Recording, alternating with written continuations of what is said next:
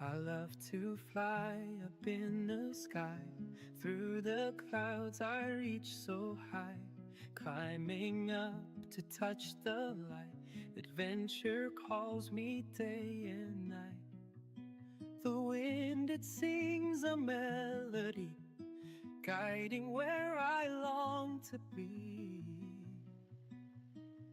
I'll spread my wings and chase the sun. No limits when the dream's begun.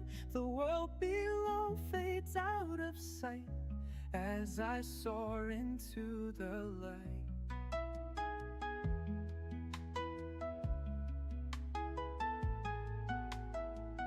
The stars above begin to shine, painting trails so bright and fine.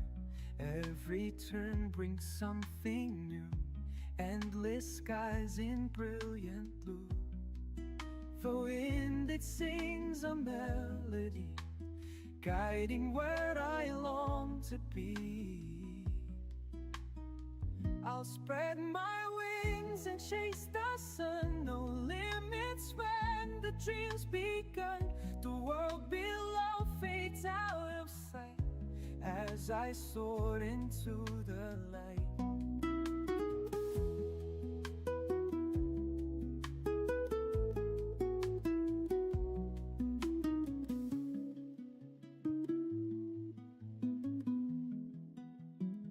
I'll spread my wings and chase the sun. No limits when the drum's begun. The world below fades out of sight as I soared into the light.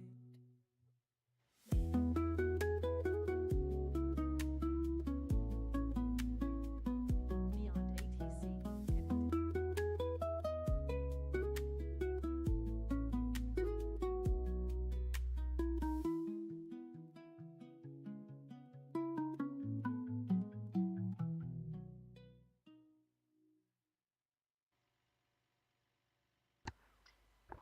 How's it hanging?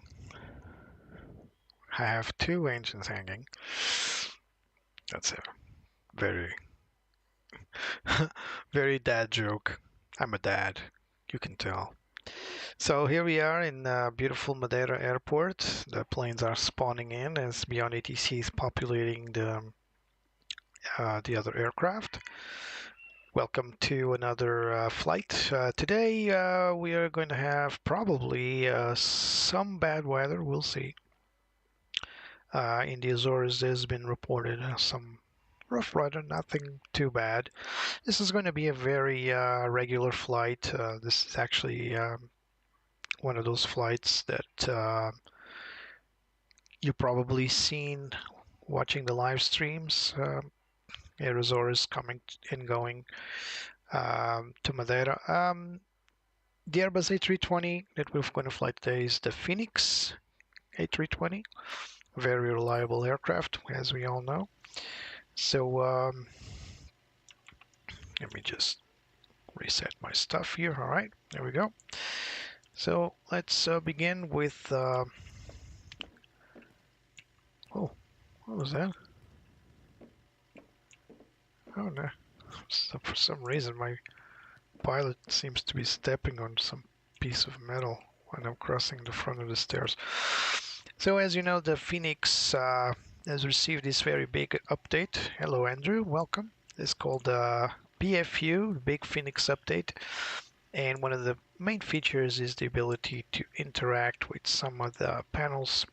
We're not going to go do that today, but it's possible to interact some, especially with the fuel panel, which is the most important. But let's just provide your viewing entertainment by doing the famous walk around. So we're checking the tires, kicking the tires actually, checking to see if anything's leaking. We're also checking the distance in this piston. It's good to see you too, Andrew. See if the tires have some wear and tear, and then we go all the way down here. First of all, we take a good look at our pitot tubes one side, as well as these air intakes, so they look good. Let's also take a look at these static ports, look good as well. How's our oxygen? Can't really tell, it looks green. It's just a little ball down up there. I don't think that that's available. So static port on the right, on the left side, the vanes, the what's it called? The oh, it will come to me in a moment. Now we're gonna check the engines. The blades look okay. Kind of rusty. Just making them steer, making them turn a little bit. So those are the angle of attack vanes. So, missing the phrase there. Engines look okay-ish, a little dirty, but these aren't new planes, not by a long shot. Now let's check out our left main landing gears. So we're checking for the brake pads to see if they're spent. They're not. No fuel leakage, nothing. Well, hydraulic leakage, hydraulic fluid. Let's check out the wings here. Let's make sure that, oh, there's no crosshair. Maybe it's not modeled. I can't see any cross. Let's turn on the light here. Yep. Do I have a light on? Hard to say. I think well, there it is. Lights on. Yeah, I can't see the cross there. Oh. Maybe it's not model. Let's not jump into conclusions here. So, no leakage. Panels look great and shut. Let's take a look here. Let's scroll a little bit. Right, so this is the, I need to read this.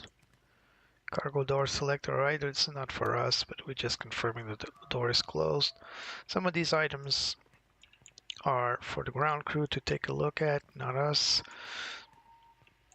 So that's the outflow valve. Look, it's closed right now. The plane's turned off. The APU door is also closed.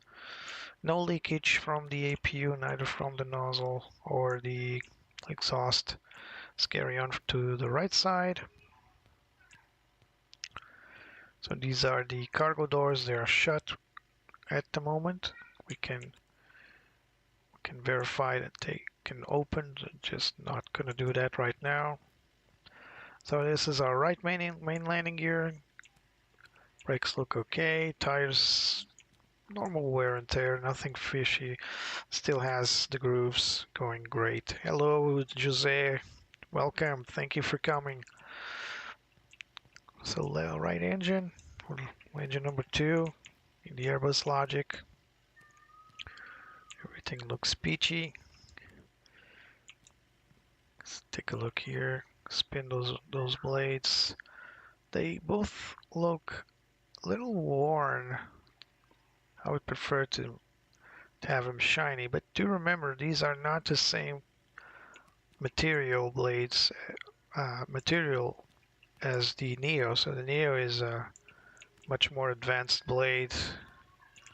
So yeah, so our GPU is connected,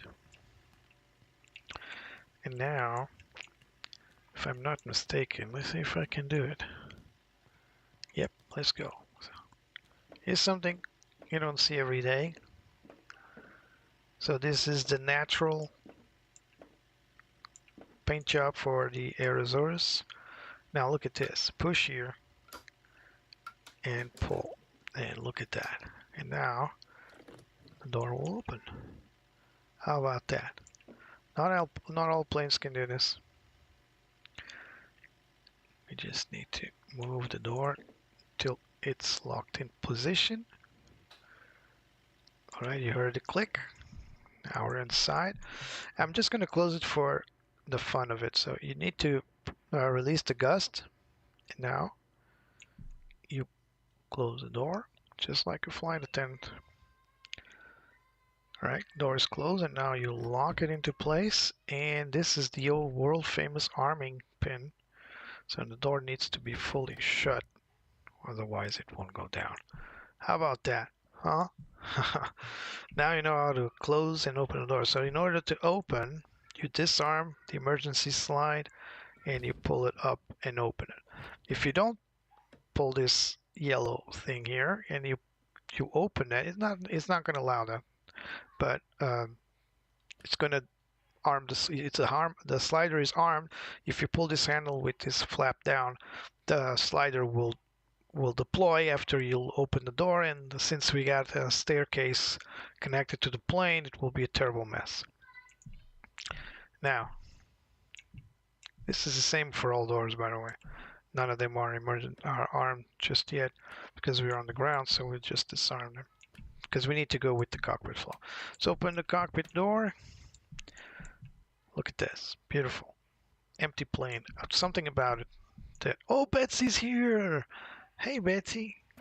Yeah, I forgot. Betsy is part of our crew today because we are flying the Phoenix. It's the only one we can see. Well, not the only one, but one of the few we can see Betsy. She's always with us because she speaks. And she's my clever co-pilot that really tries her best not to look at me over time. But let's turn off the flashlight. Oops. Oh, there we go. All right, let's take a seat. Let's get this show on the road. First things first, batteries.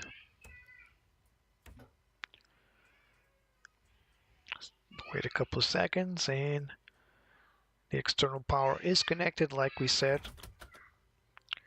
And now we're just going to wait for the plane to come to life. So if you guys don't know, Betsy is my trusty co-pilot. She handles the comms and, well, she handles my heart as well. Nothing? Oh well. I hope one day she'll fall for my words. All right, let's import the flight plan. So Madeira LPMA to LPPD, so Lima Papa Mike Alpha to Lima Papa Papa Delta.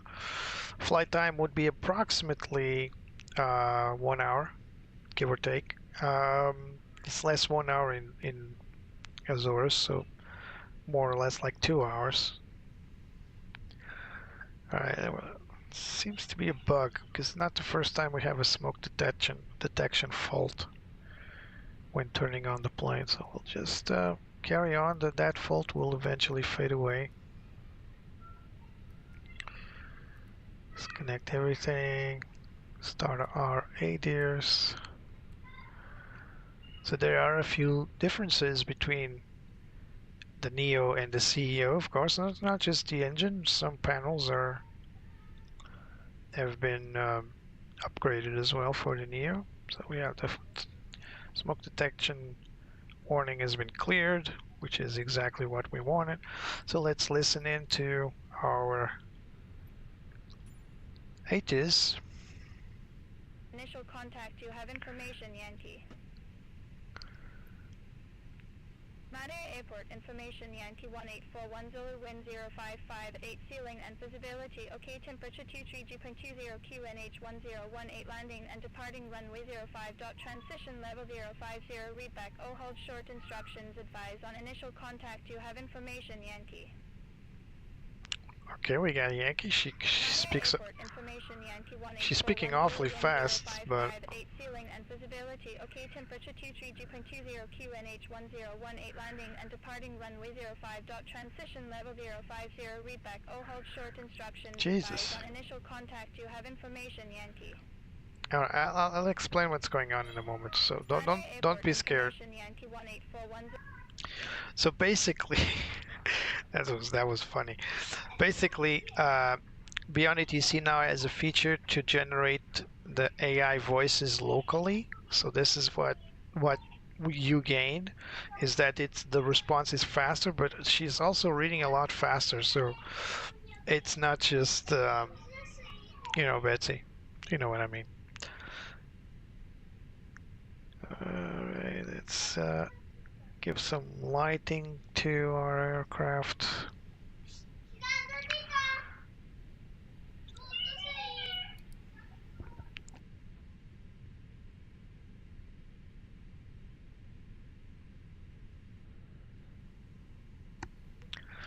Just telling the kids to be quiet if they can. Kids will be kids, but yeah. So we're just gonna turn on our seatbelt signs for now. Alright, so everything looks peachy and dandy.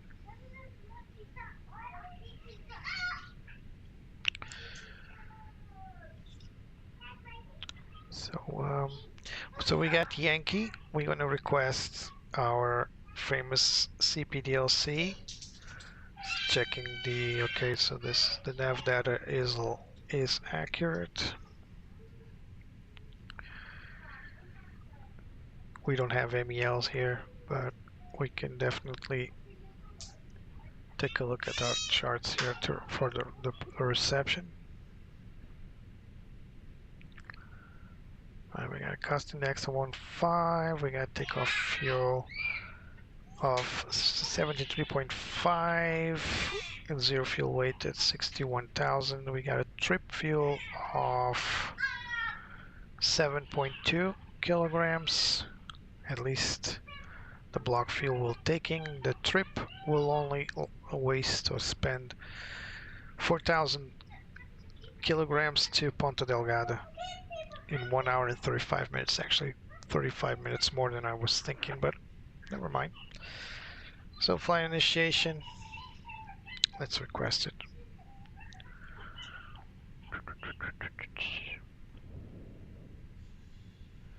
There it is. So RZOT3L. So RZO is the cow code for Air Azores, and Tango 3 Lima is our flight number. So let's go back to the AOC menu and let's request a pre-departure clearance. So we are at gate number, I keep forgetting this. You don't know how many, 04? Yeah, I think it's 04. You don't know how many times I've heard pilots say that they also sometimes have trouble with the gate number. So we're requesting CPDLC from Madeira, and it's going to go through beyond ATC. It's a fairly recent feature, one that didn't work that well with the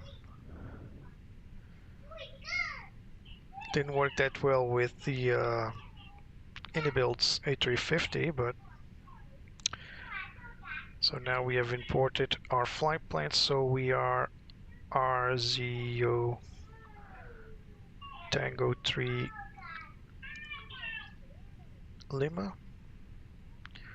We are going to have a cost index of 1.5, and our cruise flight will be flight level 360. Seems we got ATC response. And there it is. So clear to Ponta Delgada, runway 05, departure via Gallo 1 Echo, squawk 3324. AT's Yankee when ready to call 124.66. If unable, revert to voice. And we are going to go Wilco and send.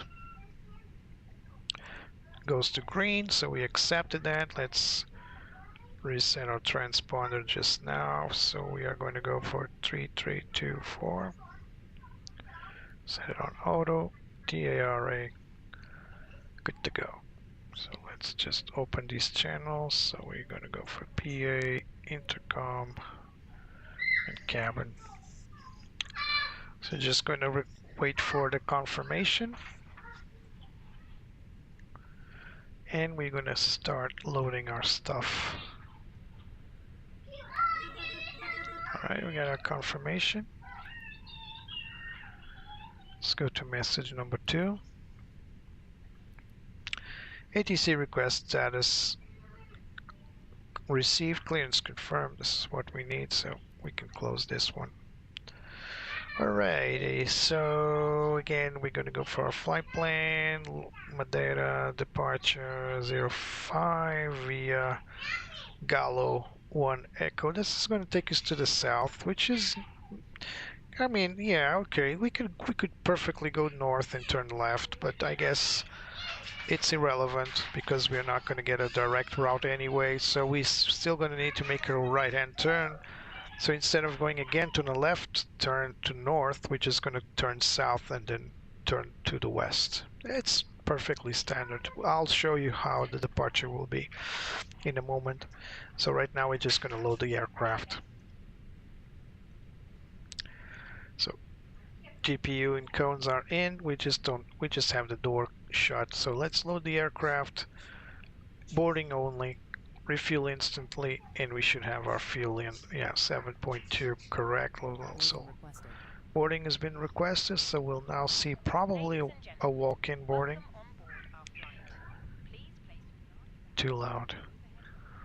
So we'll probably see the passengers coming in from the gate there. In the meantime, so let's take a look at what's it asking? Probably the door. No, it opened the door. So you see the little small man operating. So unfortunately we got portway today, not my choice. I'm just checking to see if these stairs connect. No, you see, we've already had this before.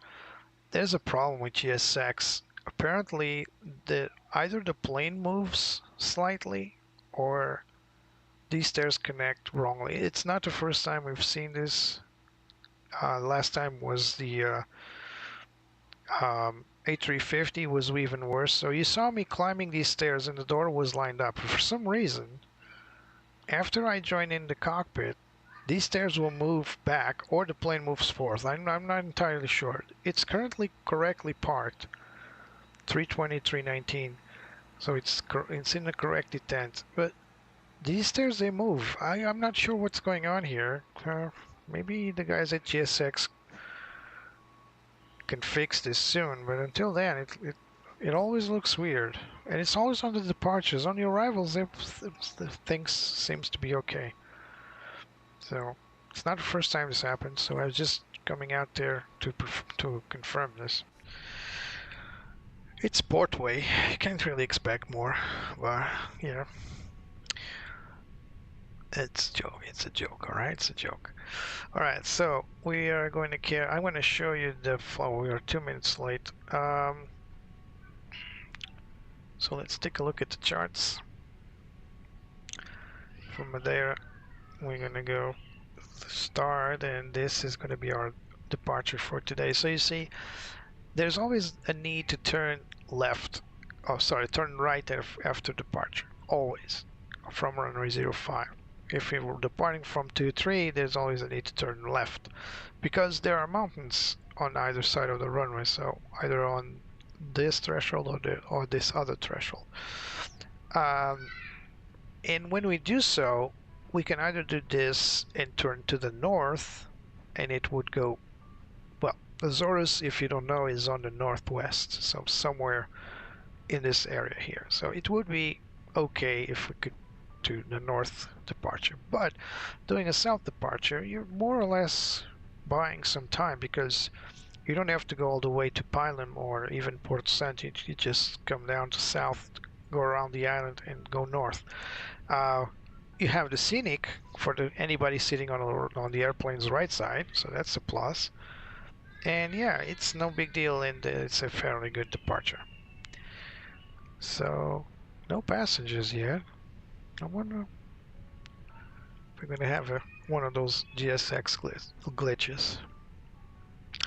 Alright, so nav accuracy upgraded. We got our ADIRS operational. So let's go for the cockpit preparation. So key pins and covers have been removed. Fuel quantity, we got 7,200 kilograms on board. Seat belts are on. Yes, they are. We got nav lights on, ADIRS to nav, and barrel reference. We got 1018 cross check, 1018 if you want to be technical. So cockpit preparation checklist complete.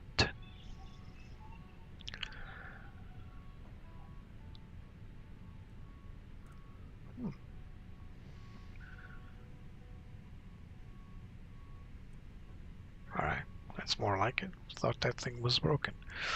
Alright, so as for our destination, we're going to go for our flight plan. We're expecting runway 30 via VSM 3 Sierra, so runway ILS Zulu. We always pick Zulu, then we'll change via VSM 3 Sierra. Do we have any VS for the approach? Yes, we do. ZUVAP, so we'll keep that. And insert. And bammo, we got full flight plan covered. Now, if you want to go professional, so to speak, you might want to prepare a secondary flight plan. Hello, LPCB, welcome. Boa noite, no problem. Hello, Mirsha, nice. Yes, Mirsha, I know you suggested the A321Neo to Ponta Delgada, but I'm afraid I'm going to have to take the CEO for this flight because I've already done a flight with the A321 to Azores, and I just don't want to repeat 2 flights. The other one was from Lisbon to Azores, but still, it was on a 321. Where are my passengers? Weird. No passengers yet. Oh well, let's hope for the best. I think the cargo is almost done. 6 minutes out. The cargo is almost done, if not completely done by now. It's halfway, more or less. Fuel is loaded, so what's going on with the passengers?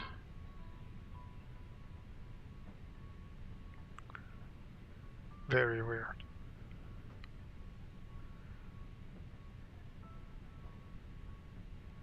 I hope I take passengers because the plane is empty right now.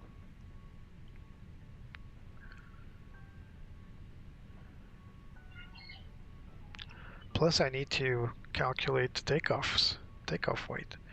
I need a load sheet completed. So right now it's preliminary. So these are all preliminary data. Well, let's just send to the MCDU for now, but that's not the final load sheet. So we need the passengers to come in. And they're definitely not coming in. Let me check the menu to see if there's any. Yeah, boarding passengers now, but no passengers. I wonder if it has anything to do with those stairs being misaligned.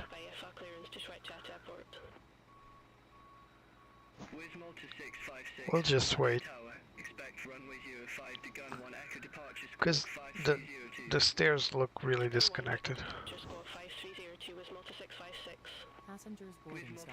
Alright. There they come. They were just delayed. Nice. So here. The kid is leading the pack. Alright, kid. Look at that. The kid just overtake the marshal there. These two guys are in a hurry. They just overtook the ground agent. So yeah, so we're gonna need to come back here. So the ATC you're hearing is more expedited. I don't know if you've noticed. This is the latest beyond ATC local AI generating. So the AI will talk faster, but I've already noticed that ATIS suffers from that, and the ATIS is just too fast. But as for the normal aircraft comms, they seem okay. Kid's gonna win. Bet this kid is an aviation enthusiast. Let's tell him hello. Say hello to him. Can he enter the plane? That's a good question. Let's take a look. Oh yeah. Oh yeah. No problem. They just moved to the side. There's another kid. It's his twin brother, I suppose. I don't know who made these models for GSX, but everybody looks weird.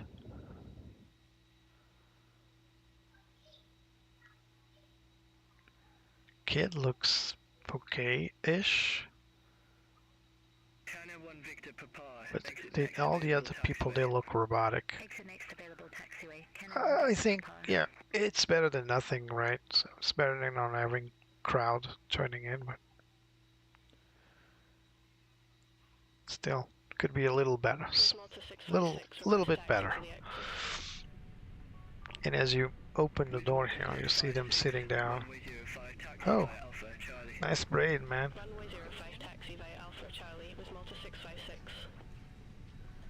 Some people taking some hand luggage.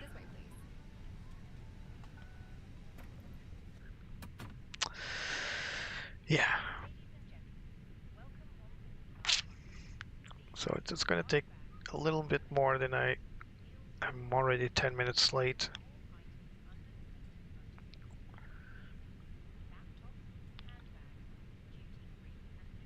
I heard Air Azores is never on time anyway. Yeah, it's cool to see them, but sometimes they clip into each other, which is that realistic. And there's the other tattoo guy again, another red kid. So it repeats a lot. I mean, I understand if you had in like hundreds of different models, it will take an eternity to load and it will be very slow. So I don't mind the repeating characters, and it's just crowd, I suppose. It's just people walking in. I'm just pissed because I'm late. So that's the only issue here currently. I make you laugh? Do I make you laugh, Betsy? Huh? See, Andrew, she hates me. You do hate me, don't you, Betsy? Come on, be honest. Huh? Betsy, do you hate me? Yeah. Cringe.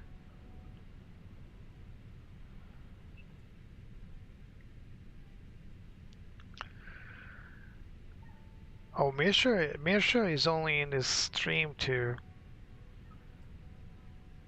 tell me to turn on the clock, right? I keep forgetting about that. She's never chatty, Andrew. You have no idea. She even turns her head away from me. Look at that. Yeah, talking to you.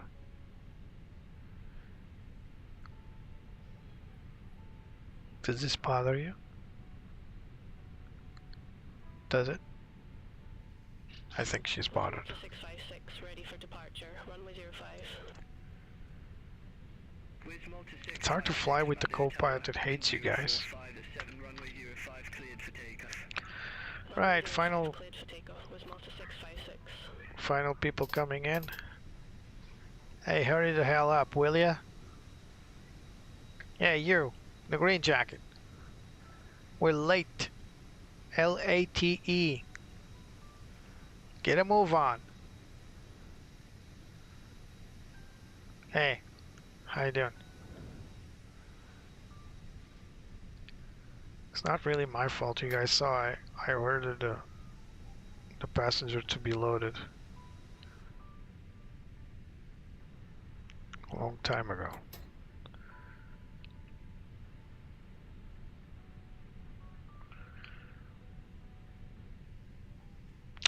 Alright, let's start our APU. Let's put things in motion.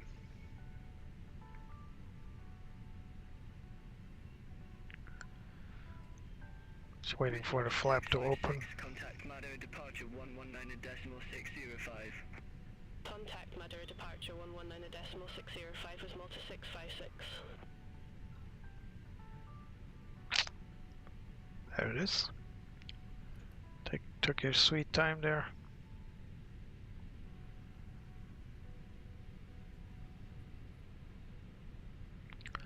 So we got our departure clearance.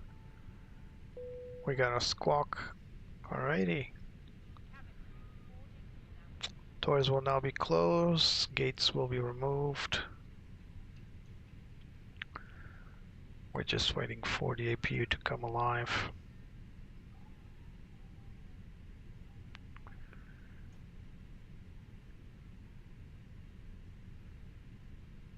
You guys laugh.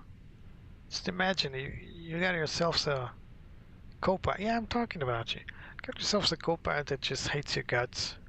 How can you do multi-crew cooperation with this kind of environment, huh? External power off. Plane's cleared. Let's begin our procedures to leave the gate.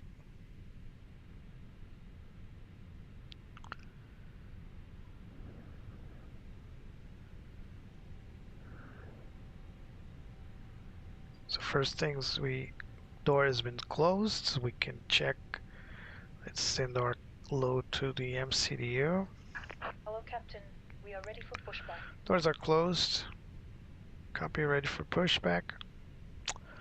Then let's call it in to be on ATC.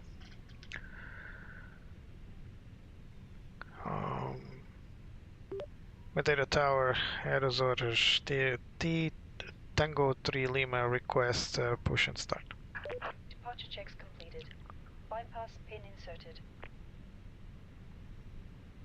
Air Azores Tango 3 Lima, Madeira Tower, pushback and engine start approved, face southwest. Pushback approved, face southwest, Air Azores Tango 3 Lima. What a sweet voice you got there, Betsy. See? I can't be mad at her. Can't be mad at her. It's impossible. Shanix 34 Alpha, Madeira Tower, expect runway 05 to gun 1 Echo departure. So let's go for the... Before start checklist, parking brake is set. Takeoff speeds and thrust have been set. Windows are both closed. Red band. Red band. Whoops, sorry about that. And the beacon's on before start checklist complete. Let's just proceed with the push. Shanix 34 Alpha, Madeira Tower, pushback approved, face southwest. Pushback approved, face southwest, Shanix 34 Alpha. There we go. So we're gonna go for nose right. Release parking brakes, please. Parking brakes released. Commencing push. All engines clear. Start at will. Starting number 1. So we got a company message. It's probably the load sheet. We'll take a look at it in a moment.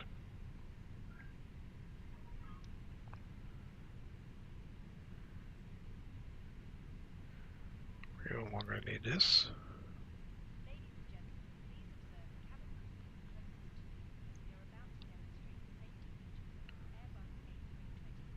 We did initialize weights. Oh, what the heck happened? I did press the button, you guys saw that. Send to MCDU.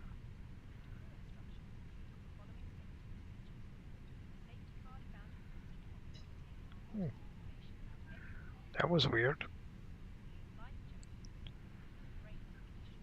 Alright, start number 2.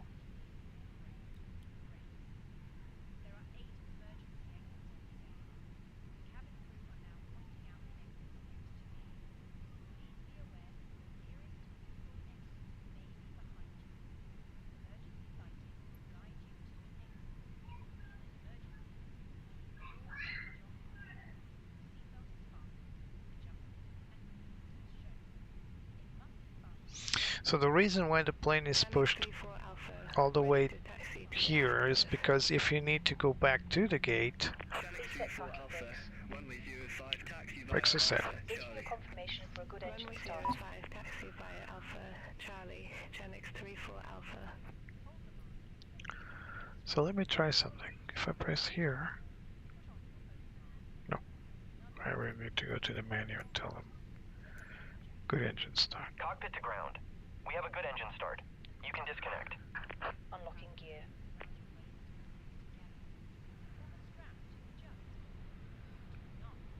So now the crew is unlocking the gear.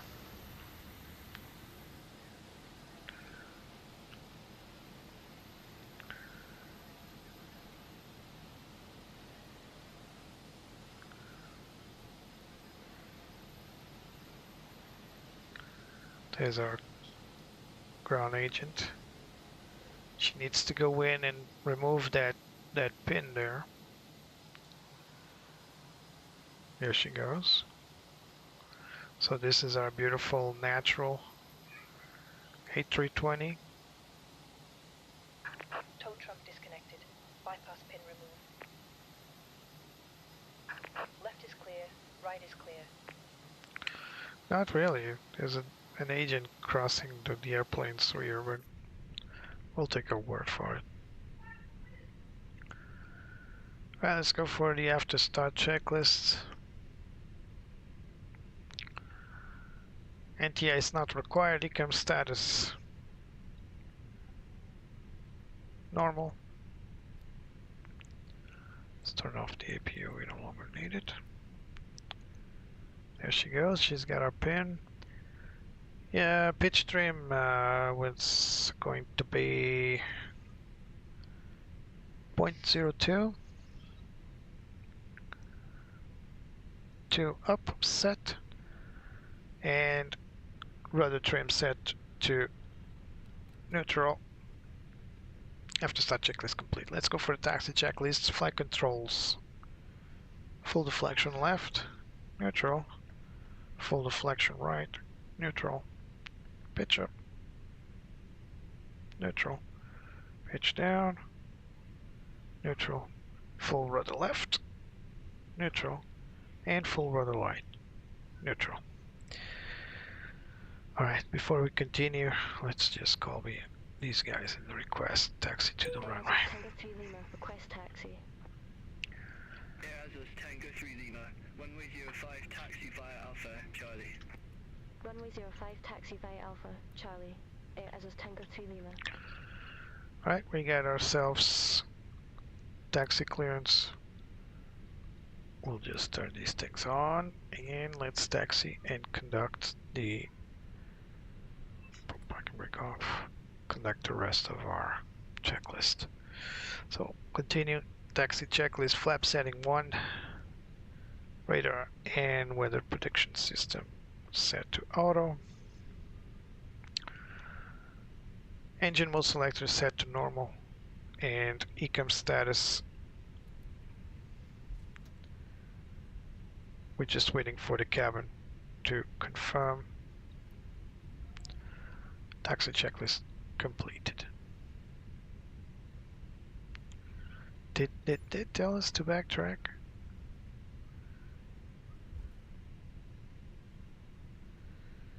They didn't.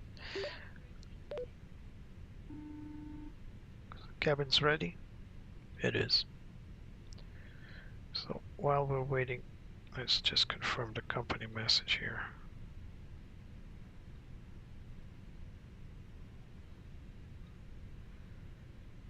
Madeira Tower, Air Azores Tango 3 Lima ready for departure, runway 05. Air Azores Tango 3 Lima, backtrack runway 05, dot call when ready for departure. Backtrack runway 05, call when ready. Air Azores Tango 3 Lima. Runway entry procedures.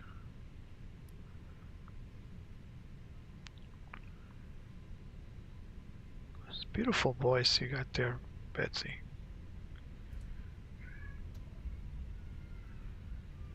Load sheet. We are going to accept this because we already confirmed the weights. Fenix 34 Alpha, holding short, runway 05. Pre-departure, we already had the pre-departure confirmation, and the final load sheet, we'll take a look at that. Affirmative, hold short of 05 for traffic, Fenix 34 Alpha.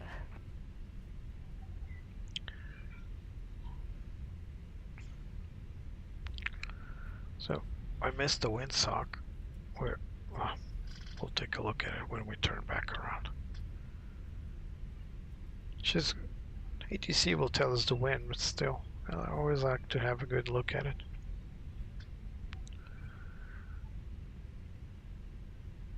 Let's close this ATC window for now.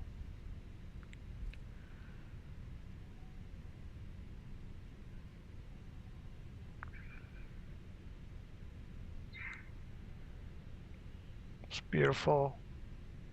Madeira, one of my favorite destinations in flight simulation and real life.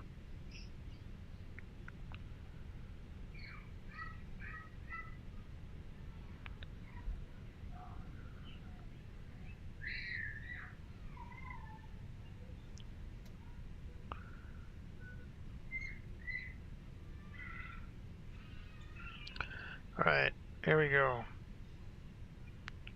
Let's call in Madeira Tower, Air Azores 3 Tango 3 Lima, ready for departure 05.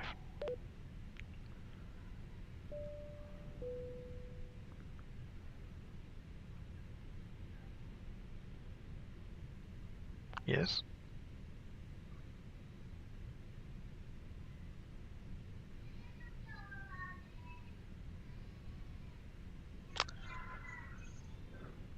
Let's hope ATC doesn't bork itself. I have a feeling it did bork. Do we still have planes? Yeah, we do. Let me confirm. It's still going.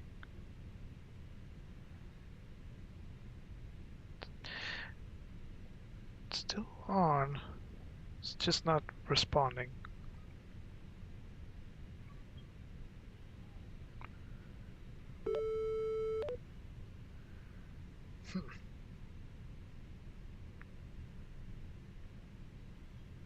Oh my god. Come on. Switch comms here. Sometimes. Tower, Air Azores Tango 3 Lima, ready for departure runway 05. Let's see if now it replies correctly. Air Azores Tango 3 Lima Madeira Tower, wind 045 at 7, runway 05 cleared for takeoff. Finally. Runway 05 cleared for takeoff. Air Azores Tango 3 Lima. How can you not like this pretty voice, huh? Alright. And we're good to go.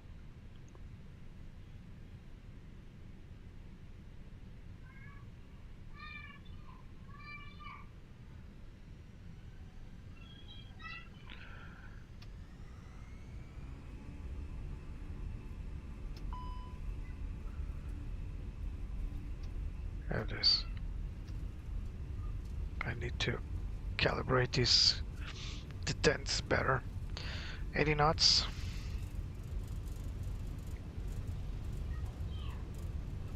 $100.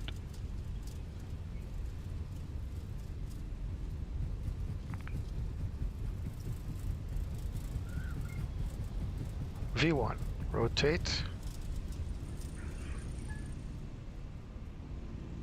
Positive right, gear up.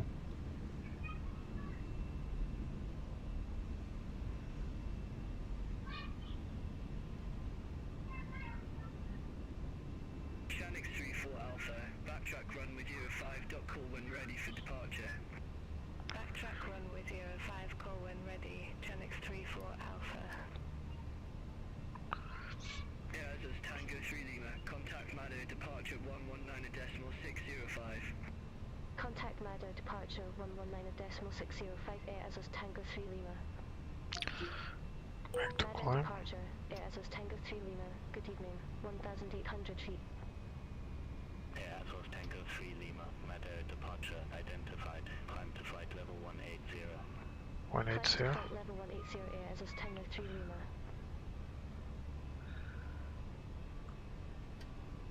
Autopilot 1 connected.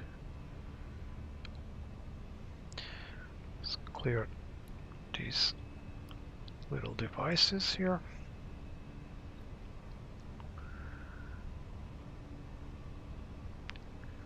Speed check flaps 1.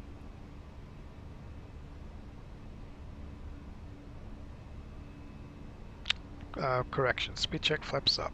Sorry about that. There's our departing airport. As we're flying over an island, I prefer to turn on terrain.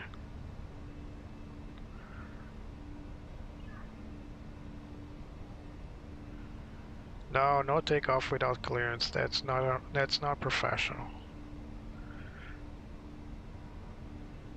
You know I like things by the book. It was tempting though.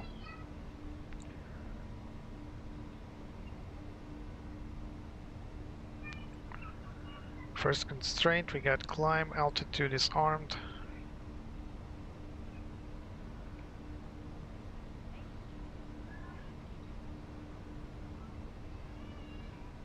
So we have a constraint of 250 knots below 10,000. That's a worldwide constraint.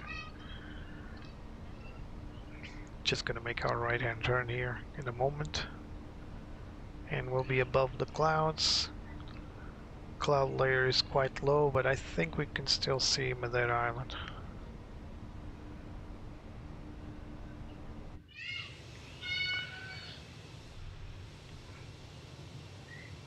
How about that? What a sight, huh? I'm gonna take a picture here.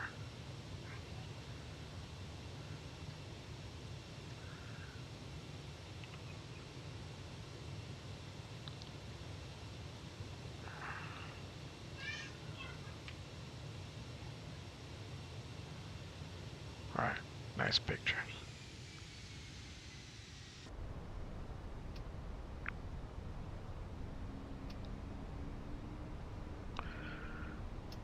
Climb. Madeira departure, Fenix 34 Alpha, 1,100 feet. Set standard. Set standard. Alpha, Madeira departure identified. Climb to flight level 190. Climb to flight level Slot my track IR. 34 Alpha.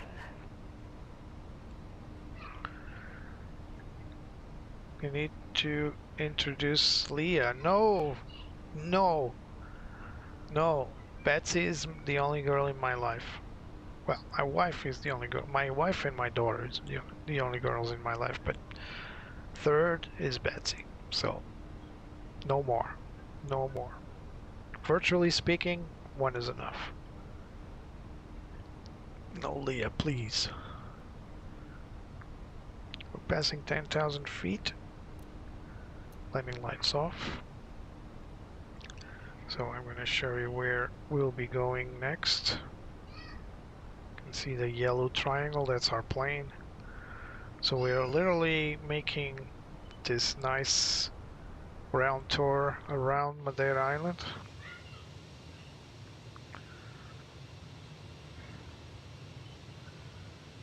It's a beautiful island with very beautiful people. I mean, the whole country of Portugal has beautiful people.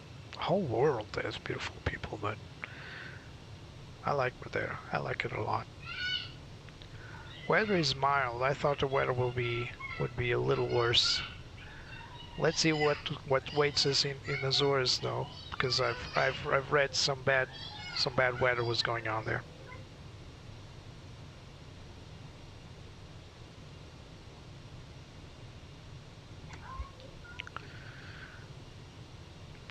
So we'll now make another right-hand turn. So really is around the island. Look at that.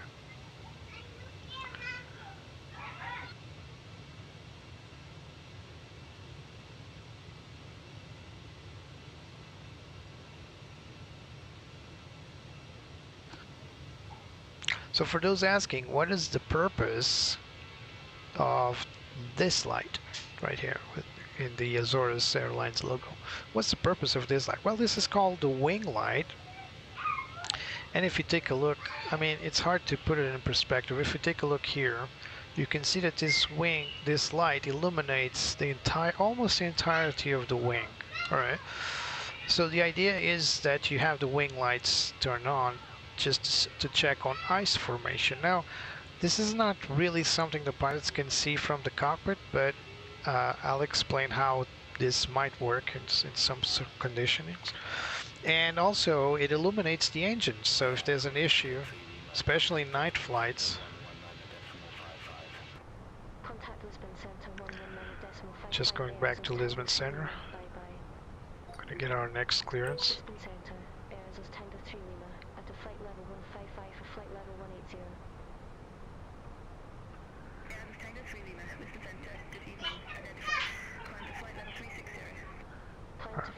360 Air Azores Tango 3 Lima. So that's our cruise altitude, 360. We are cleared.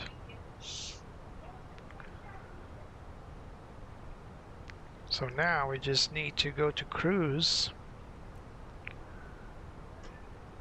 and we should be fine.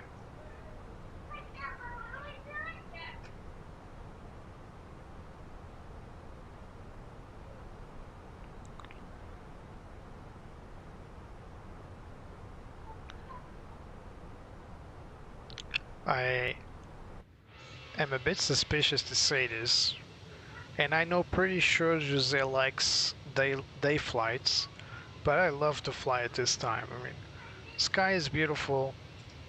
You can see the city lights below, and there's this beautiful hue coming from yellow to blue. It's this deep blue, and we can also see the stars coming up. I mean, it's very pretty, awesome for pictures. The passengers are fighting against whom?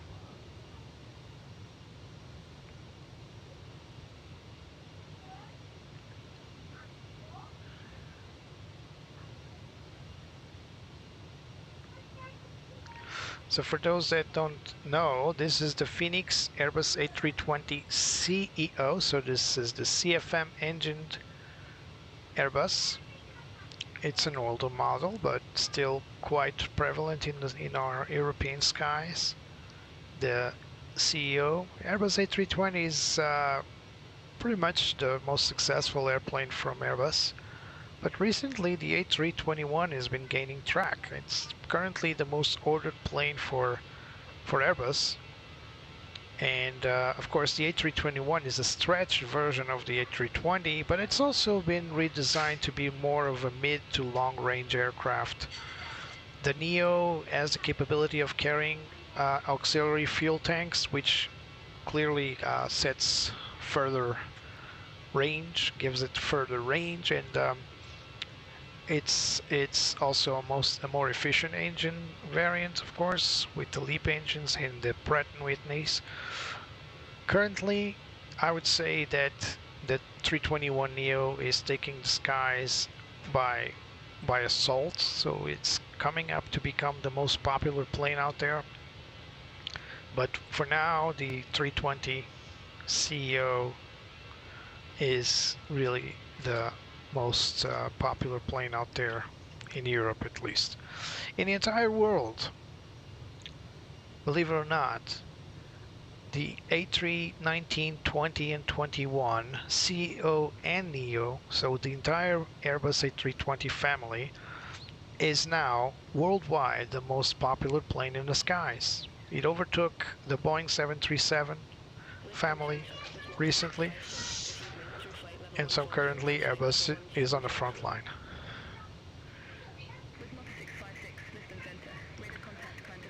That means nothing, of course. If tomorrow Boeing gets their crap together and starts building decent aircraft, I heard yesterday some hush-hush about the 797. If that's true, then it's going to be the successor of the 737, and if all the stars align, I think they will be a successful plane again.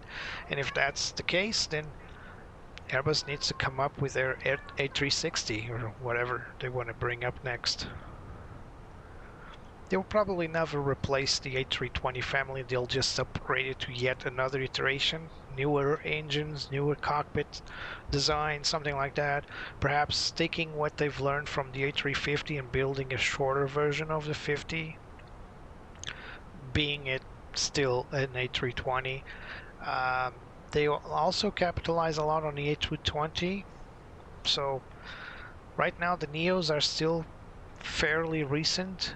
I don't think Airbus is going to build a new airplane anytime soon. But if Boeing comes up with the 767, has been talked about a lot, then yeah, probably, because Airbus can't stop, right? Yeah, what fight? I don't know what Andrew's talking about. Let me check the passengers. Are they fighting? They're not even there. What happened? GSX is all over the place, I tell you. Sometimes you open the door, they're not there, but then they are drawn, slowly drawn, but not today. Cabin's empty. Look at that. Don't really know what happened. Yeah.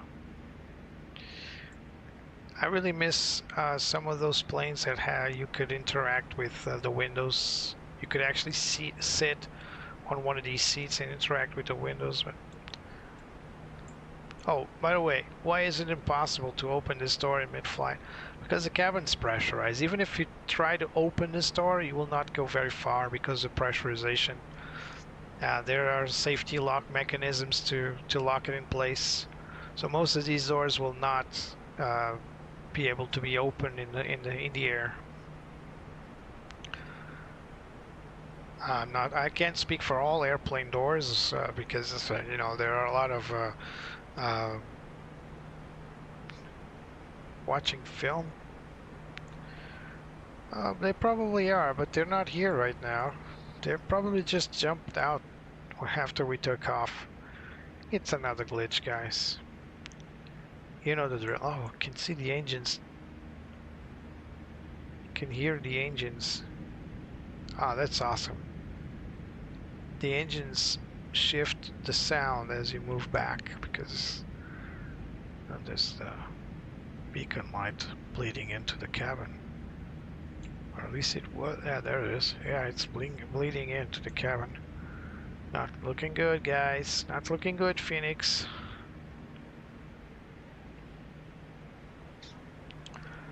I don't know what happened to the passengers, but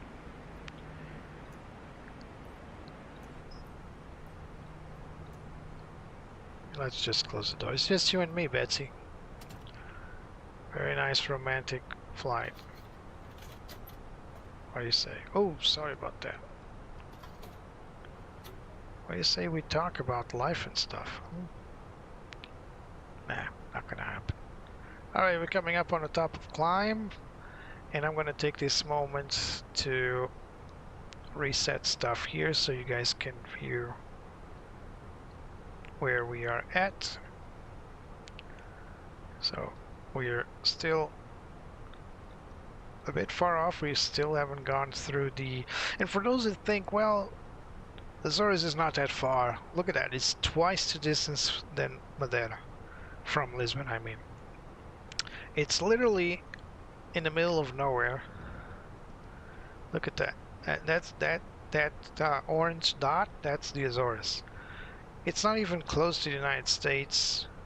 It's closer to Europe and Africa, but it's just still in the middle of nowhere. It's not the most isolated archipelago, though.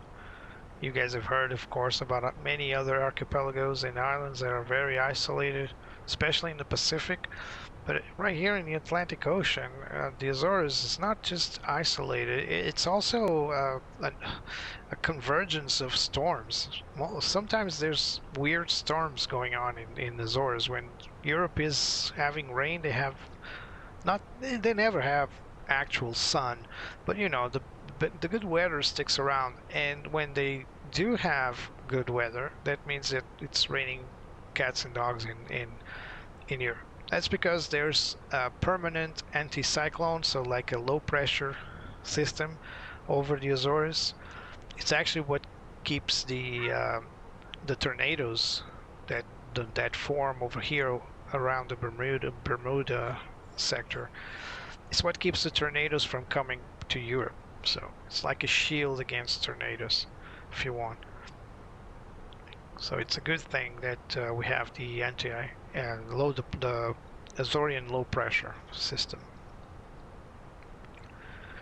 So in a moment we'll leave Lisbon Center and we'll go to Santa Maria Oceanic.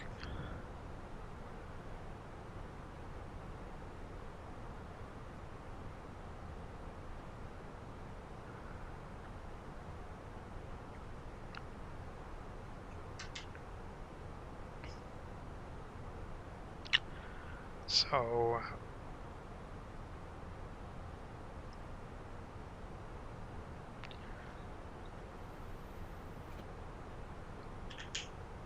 trying not to be a creep for our little Betsy here. Yeah, so I'm not looking at you. Look away. Just showing you guys some of the stuff. We can move this TV screen here. So this is the TV screen that once you press this button here, it should turn on. There's a small camera in the back behind this door, and you can see who's knocking on your door. So whenever stewardess or flight attendant, they knock on the door, they don't knock, they press a button, there's an alarm. You can press the video button, this screen will light up and you can see who's behind the door. More recent Airbuses, the screen is integrated in the lower ECAM, so once you press the video button, the ECAM switches to the video feed from the back.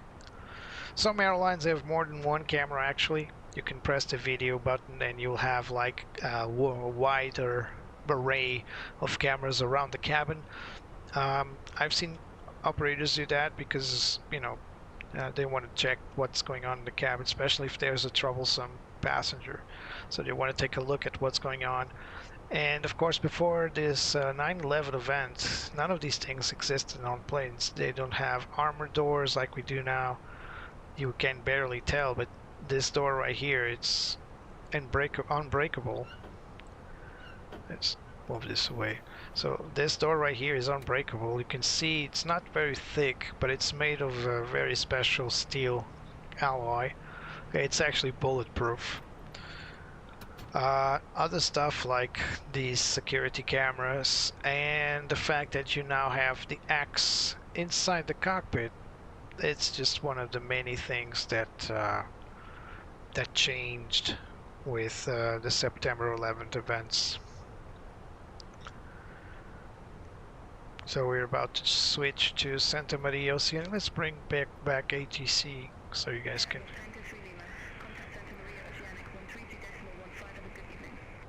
Center on 132.15 Air Azores Tango 3 Lima. Here we go. Switching. Santa Maria Oceanic, Air Azores Tango 3 Lima.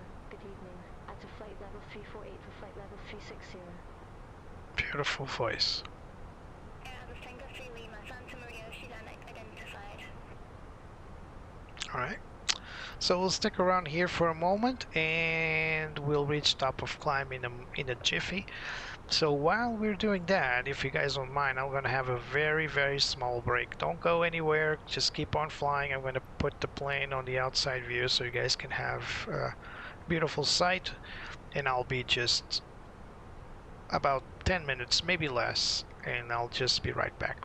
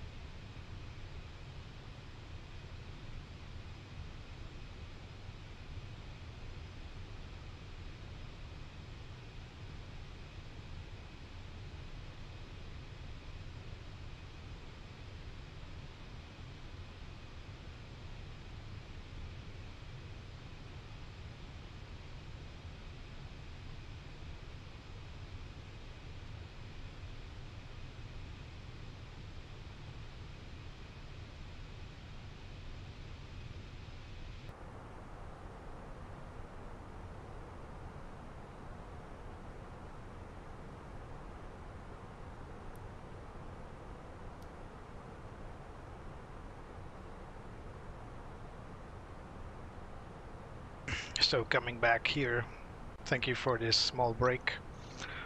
I'm gonna need to check what the company message is. It's probably a delay notification. What am I doing? Wrong menu. It's AOC, not ADC. So we got receiving messages, and we got something from ops, and yes, we got an ADC for 17 minutes.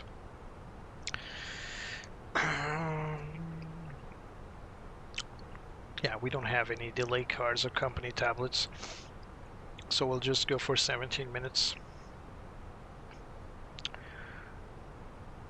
So this is something you need to do once you mess up departure.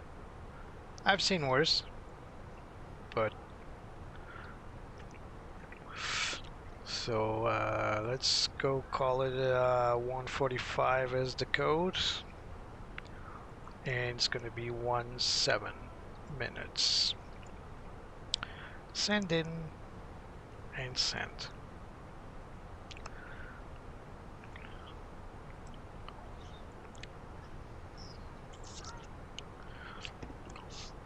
As you can see, the next waypoint is a non-existent. Thank you, Mersha and Andrew. As you can see, the next waypoint is non-existent. It's actually a coordinate, a grid coordinate, 35 north, 020 west.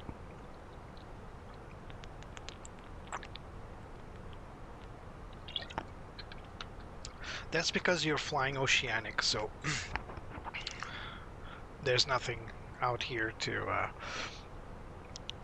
use as reference, only GPS coordinates. We got another message here, so probably saying they received the ADC. There it is, so everything's cool, fine and dandy. Back to the flight plan. So let's bring out our METARs. Let's go for Ponta Delgada METAR. So current weather in Ponta Delgada is winds 220 at 6. We got good visual conditions, scattered at 1,400 feet and few clouds at 1,600 feet, and towering cumulus. So this is a storm cloud at 1,600 feet. And temperature is 24, dew point 21, so it's getting close to the dew point, to the temperature. That means rain either incoming or already there. QNH 1015. There are no rain indications on the METAR, otherwise you would have like SH, that stands for shower, or RA, that stands for rain, or DIZ, or DZ, sorry, that stands for drizzle. None of that is in the METAR, so apparently it's not raining, but can't be too careful. So we'll keep monitoring until we get there. Sometimes our weather systems just aren't that actual, so we'll take a look at that. But in the meantime, we can insert this data to the flight plan. Sorry, to the performance page. So let's go for the approach. We are going to confirm 1015. Confirming also temperature is dew 24 and then wind 220 at 6.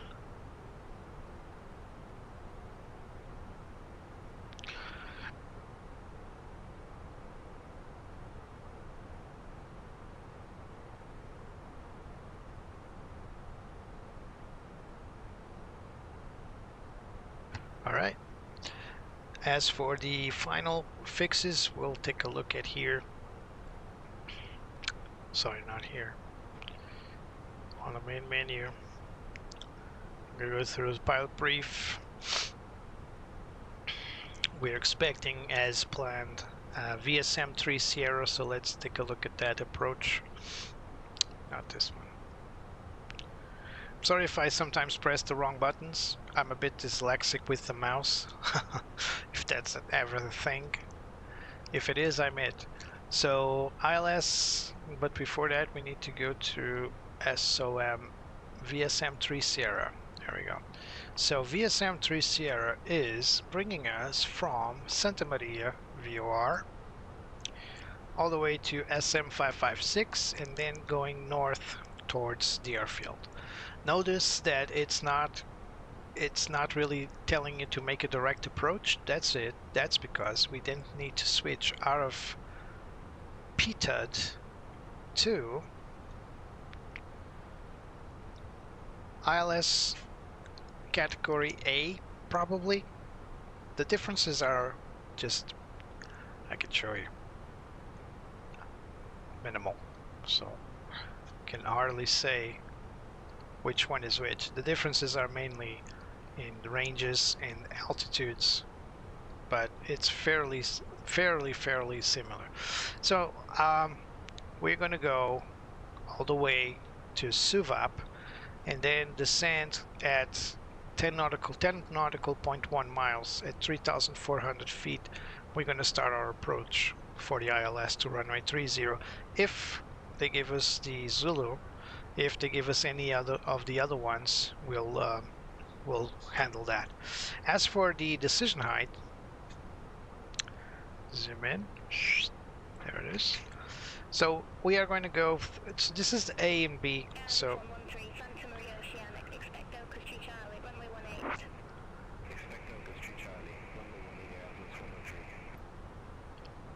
they're giving runway 18. That's not good for us. So do a totally different approach, but we'll see. We'll continue to monitor. So we go for decision height alpha, and we're going to get a decision height of, as you can see, it's not very. It's alpha and Bravo are very similar. We'll take the higher one, 420 barometric. So 420 baro. If I change the ILS or the approach, I will need to come back here and change it as well. We're going to keep a full landing flap. We're going to go through the performances. So we're going to assume the runway is dry, at least for now. We're going to go for medium auto brake. We're going to go for max reverse. And our fuel will be, it's fairly easy to calculate here. So we'll just go through the performance. There's our zero fuel waste, so 58.8. And our expected fuel on board will be 3.3. So again, let me just go back here. So 58.8. I'm going to need to bring out the calculator because I'm not trusted. For 58.8 plus 3.3 will be 62.1 kilograms on the approachamundo. 62.1. Alright, and so this is our landing distance.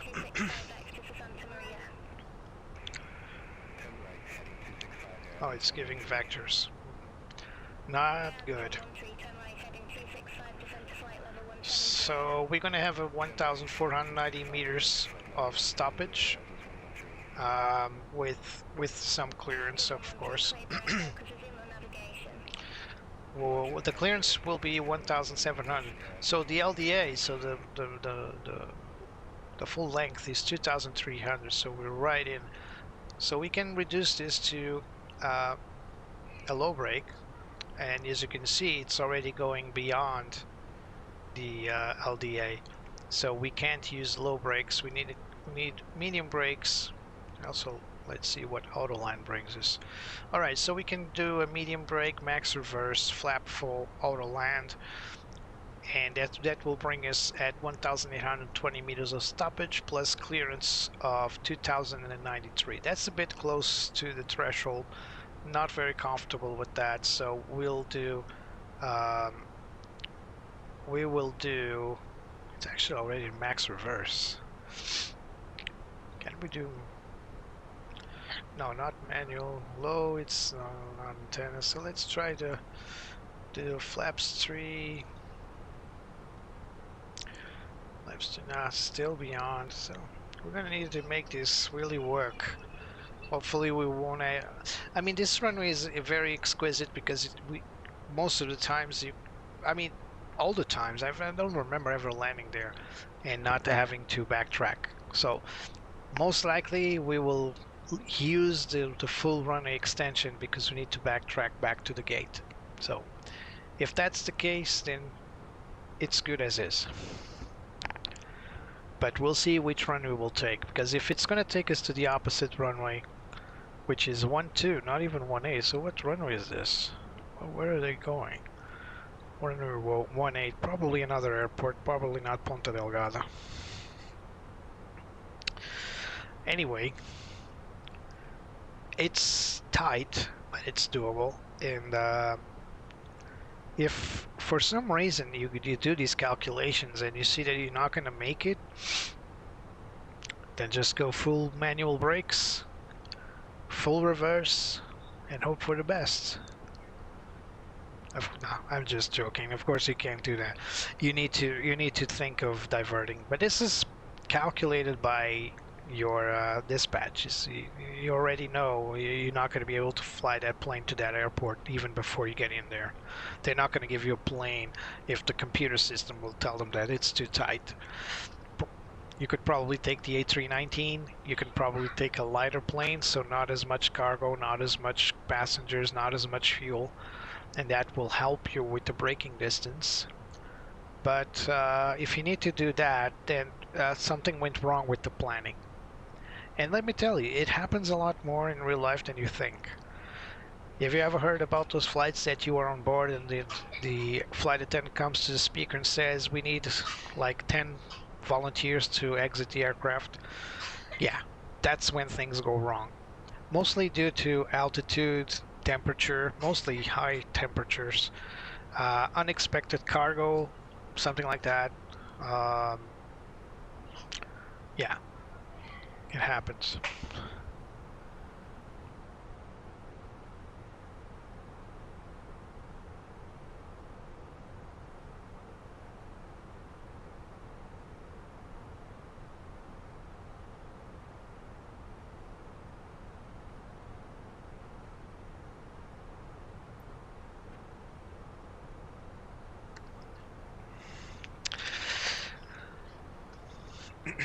So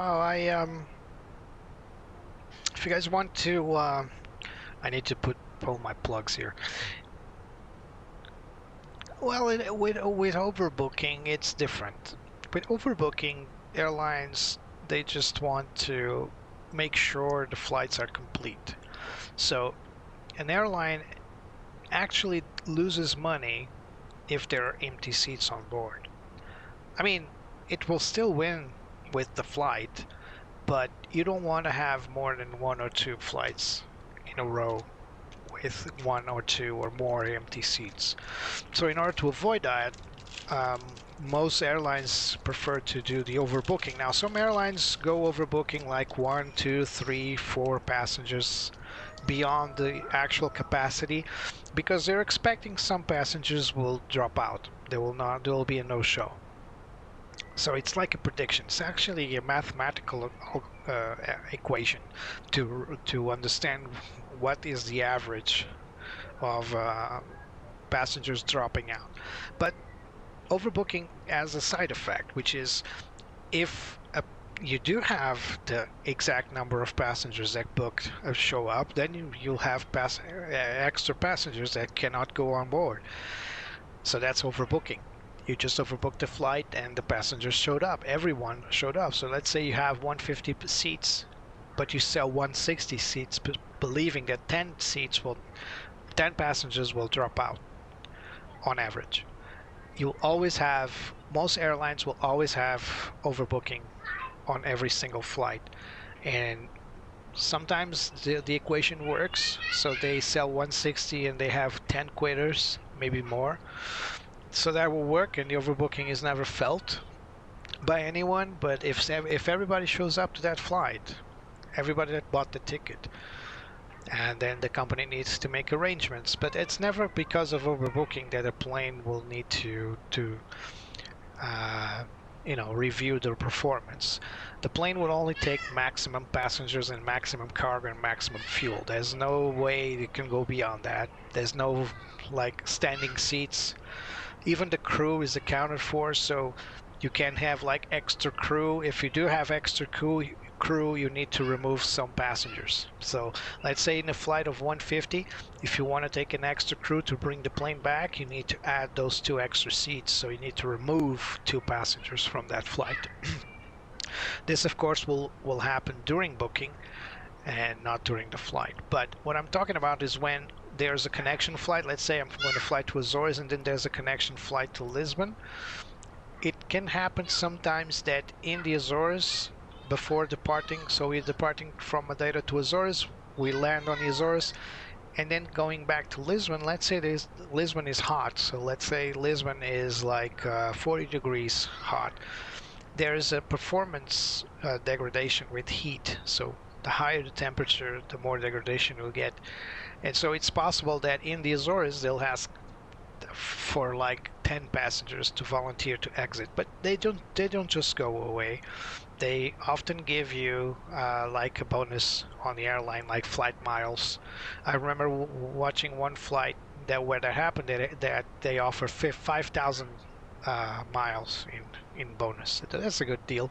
Sometimes they offer money, like 500 euro vouchers. They cannot give you money directly. They need to give you vouchers so you can buy an extra flight later, or they can give you flight miles, which is pretty much the same thing.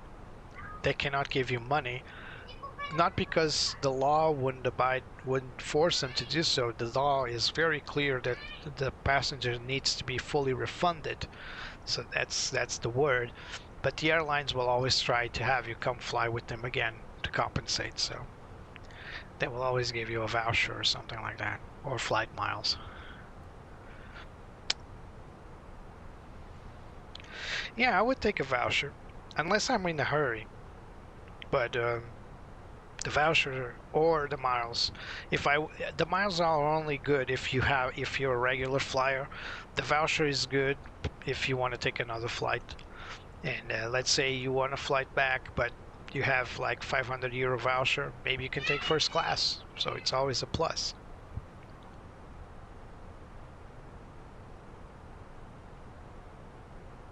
Air Azores 113, descend to flight level 080. Descend to flight level 080, Air Azores 113.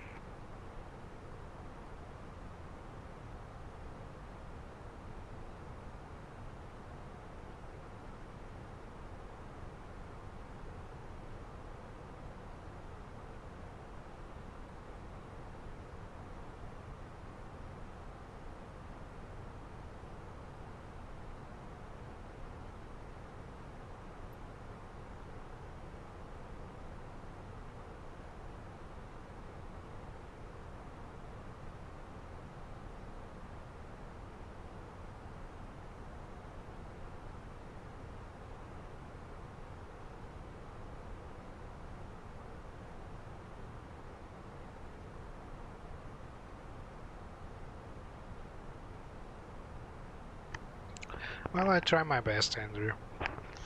There are some things I may not know, some things I do wrong, but I like to talk about this subject. It's my favorite subject, aviation.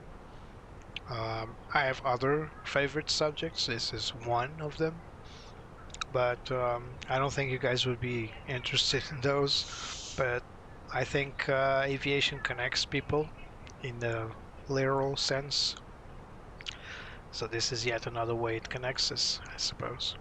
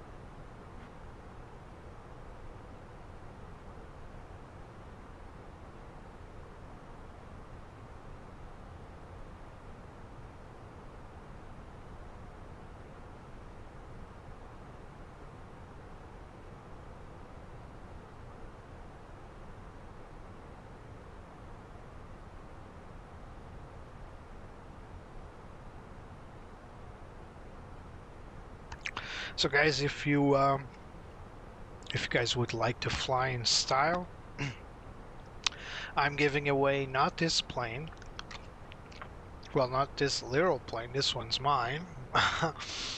What I mean is not the A320 CEO we're flying today from Fenix Simulations, but I am giving away a FLIGHTSIM Labs A321Neo, so the stretched, more modern version of this aircraft. If you want to win this particular airplane, I got a key for Microsoft Flight Simulator 2020 or 2024. You can activate it and fly on both if you have them, or fly on a 2020 and later if you upgrade to 2024 you can install it again. The key is yours forever. I have one key to offer, and all you need to do is help me reach 100 subscribers and come here to the chat and tell me why it should be you winning this particular module, and I'll gladly pick a winner and offer the key. I already have 2 or 3 participants, and just like Nightbot just popped and talked about, if you want to help the channel, you can buy me a coffee via the link supplied by Nightbot, also available in the description below, and as well as the QR code on your upper right screen. So no excuses, I suppose. We are flying live from Madeira to Ponta Delgada in Microsoft Flight Simulator 2024. I fly with real weather, so right now it's injecting METARs from around the world. Of course, it's now injecting the weather from my departure to my destination. I also fly with Beyond ATC that supplies air traffic as well as ATC. And that's pretty much it. No more enhancements. This is the Fenix A320 CEO.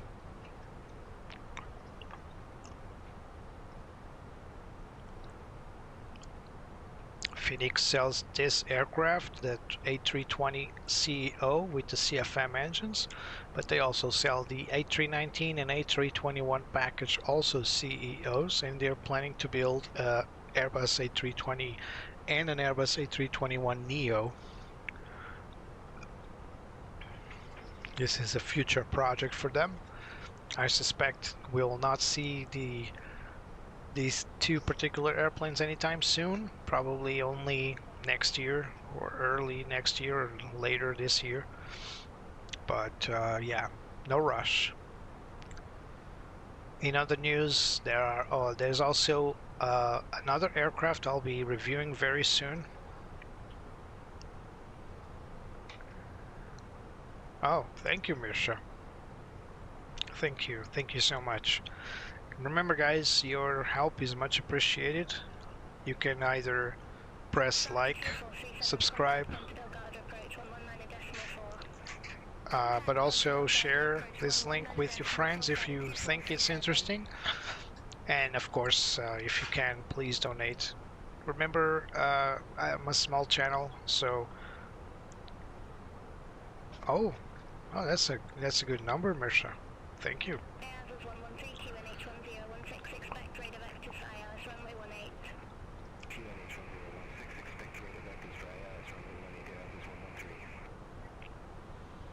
Thank you.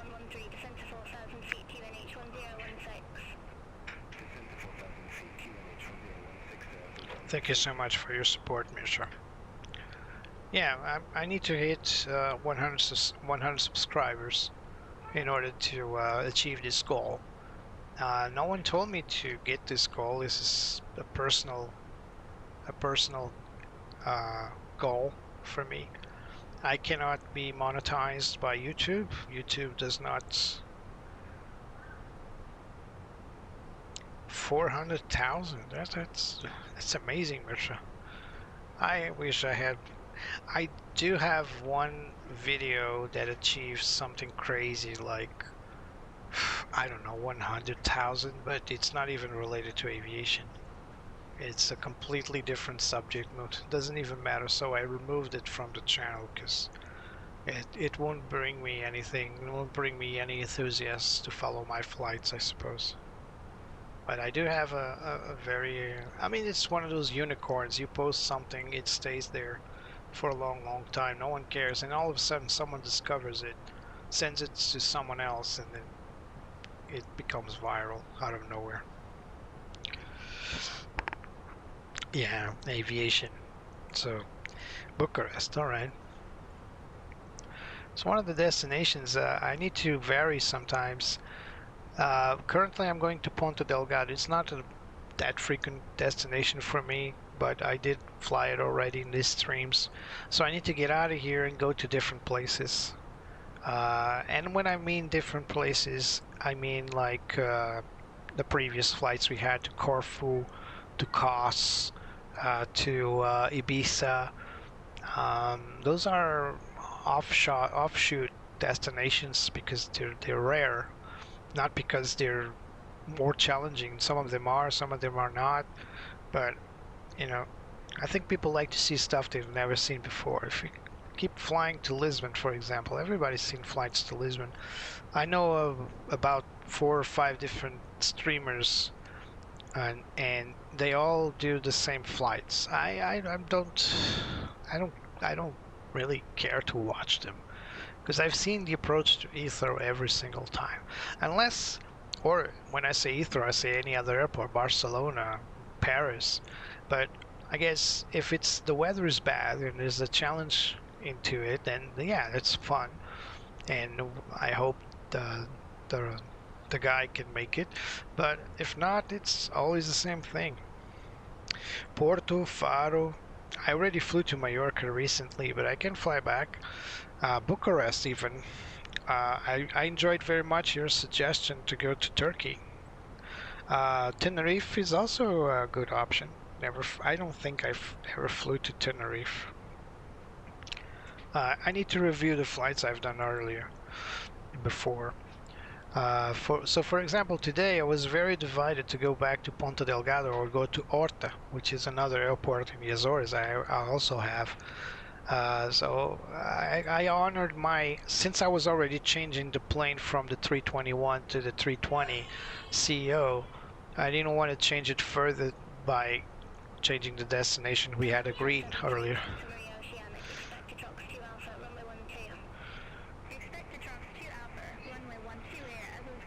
Lots of ladies flying today in the AI world. You might have noticed that there's Air Azores and then there's SATA.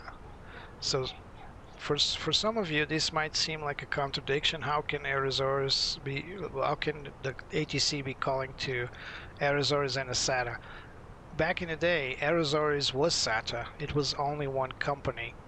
SATA was like SATA Air Azores, that's what it was called. But since very recently, well, a few years ago, SATA sold or divided itself from Air Azores to leave Air Azores for the international and the regional flights, so the inter-regional flights. And SATA maintains the flights between islands. So it's like a regional airline, local regional airline, whereas Air Azores became like the go-through international airline. Unfortunately, Air Azores is in the process of bankruptcy. There's a chance that it could be bought by a third-party company. If that doesn't happen, then the Azorean government, which is part of the Portuguese government, but they have their own government, are pondering on extinguishing the Air Azores airline. Maybe it's just a vague threat to see if they can push negotiations. Maybe not. Maybe it is really a pronunciation of death. We'll see. Yeah, it's no problem, Mersha. But even if I don't have the airport, number one, I could buy it if it's not too expensive. Number two, Flight Simulator 2024 has a lot of airports that may not be beautifully modeled, but it's possible to get it to some level of accuracy. Athens. I need to try to make the flights fit like 1 hour and a half, 2 hours of flight, otherwise people won't watch. So maybe I can get out of Ponta Delgada to probably a destination in Spain. I flew to Barcelona recently, I think. If not, I could go to Barcelona or Tenerife and then fly with Aegean to Athens.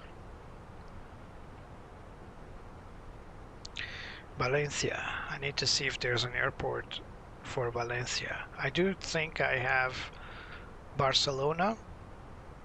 I need to check. I need to confirm, but I think I have Barcelona and I think I have Tenerife. If not, I can go to Mallorca, but then Mallorca to Athens doesn't sound that good. I need to check what flights are out there, but I'll certainly take Aegean to Athens out of one Spanish destination after Azores. So I fly Azores now, probably take a Spanish airline to somewhere in Spain, and then take Aegean to Athens. I just need to confirm if the Athens airport, default airport in FS 2024 is anything good. But yeah, good choices. Oh, I was saying Valencia. It's not Valencia. I have Sevilla.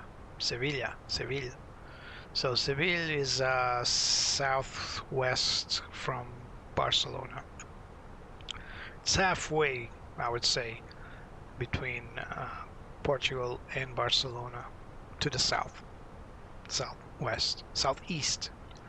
So if I'm flying to Barcelona and I take a right turn southeast, I'll get to Valencia, Seville. Or I can just fly to Faro and then out of Faro to Athens with Aegean. I think there's a flight there, and I can always to Milan. I think I have Malpensa. I need to check.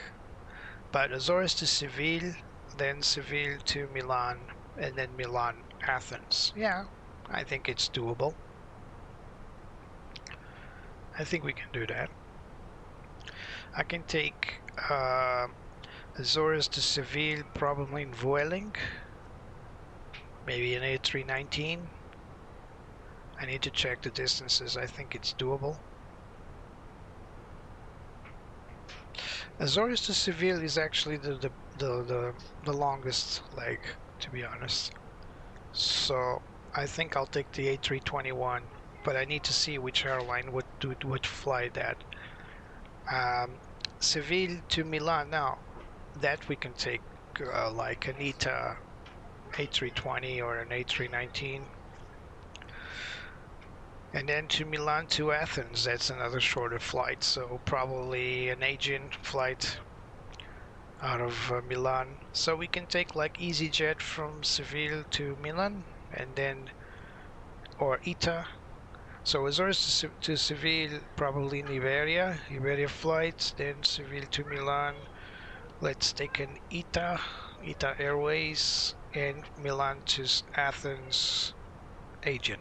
But I need to check which planes have what. So last time I flew to Greenland, I was really hoping to have an A320 livery for Air Greenland, but I couldn't get it. So I ended up having to fly SAS, because not SAS, Icelandic Air, but my real intention was to fly Air Greenland, and I didn't fly Air Greenland, SAS. Oh my god, runway 12 via VSM to SC. They just messed up my approach. So let's go runway 12, probably with no ILS if I'm not mistaken. Yeah, RNAV, so let's pick RNAV Zulu. Accepted. VSM 3 Sierra. So the approach is the same, I just need to go to the other side, and we need to check the VIA, but I think it's netted. Well, I'll take a look at the charts.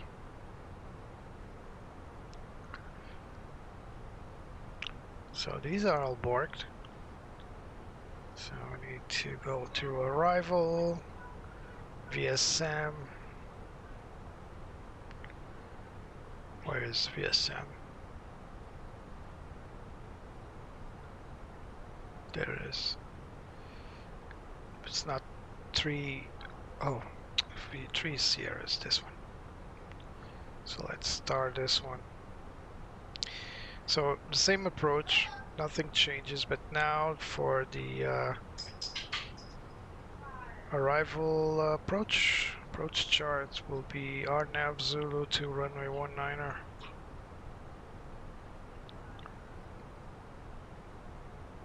Uh, 12, sorry. So RNAV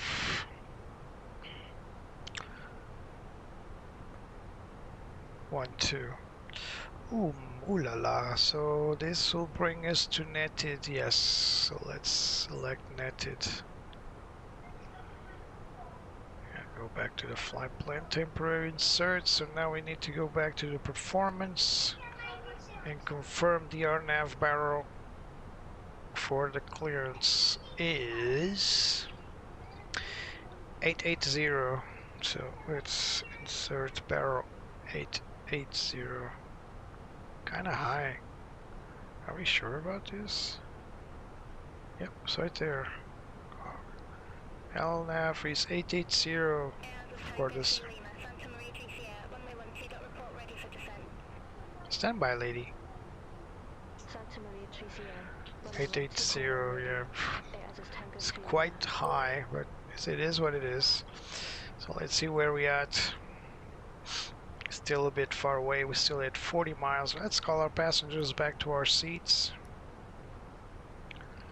And we'll start our descent in a moment. Remember, Fenix A320s have this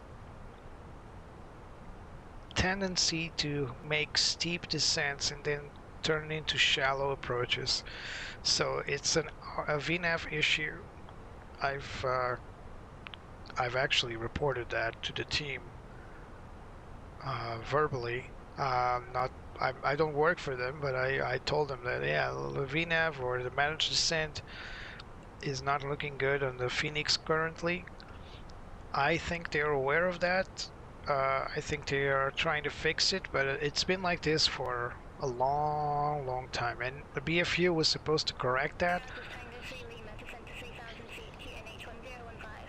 Boy, you are persistent.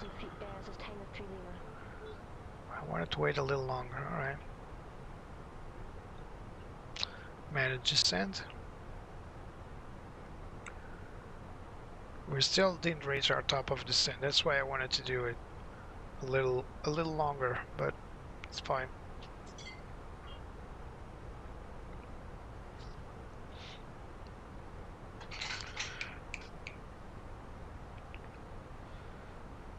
Alright.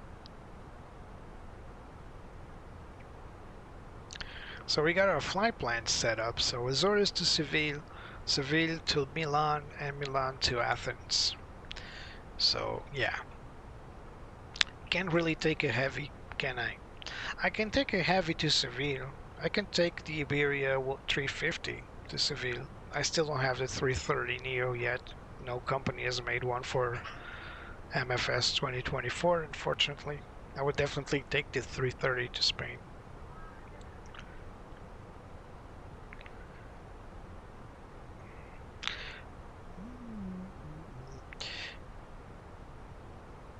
Well, we can go to Barcelona then, or Faro. Faro is good. Faro is good. We can go from Faro to Milan, and then Milan to Athens. No problem. And we can take Air Azores, maybe take the 321 now, the Neo. We can take the Neo to Faro, and then Faro to Milan in ITA. We need to check if there's a direct flight from Milan to Faro, or the other way around, from Faro to Milan, and then from Milan to Athens. Also need to check which airline will do that. Probably Aegean. Aegean goes everywhere. You know, I would really like to fly the Edelweiss, because I love that paint job. It's really cool, and I've not been able to make any flights to Switzerland. So maybe I can, well, yeah, maybe we can go like a detour. Instead of going to Milan, maybe I can go to Zurich. Faro Zurich on the A350. How about that?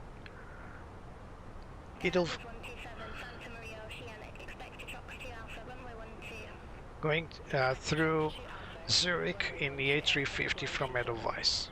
There's a plan. That's a good plan. We can see, I don't know if that's that glare over there. I don't know if that's not, probably not our island. Oh, sorry. Yeah, there's a small island up ahead. Let's check on the map. The map will tell all. It's Flores Island, I think. I'm really bad at this geography thing. But there's an island up ahead. It's not our island, not just yet. There it is. It's clearer now. And the bad weather I was expecting to find is actually not good. Not there, so good news. Ryanair. I currently have no 737 to fly Ryanair, so it would be like bad juju. Iberia to where? Now, if I fly out of Ponta Delgada to Faro, I can take TAP Portugal, and then out of Faro to Zurich, I can take Edelweiss A350, and then out of Zurich to Athens, I can take Aegean if they fly out of Zurich. I suppose they do. It's not that far.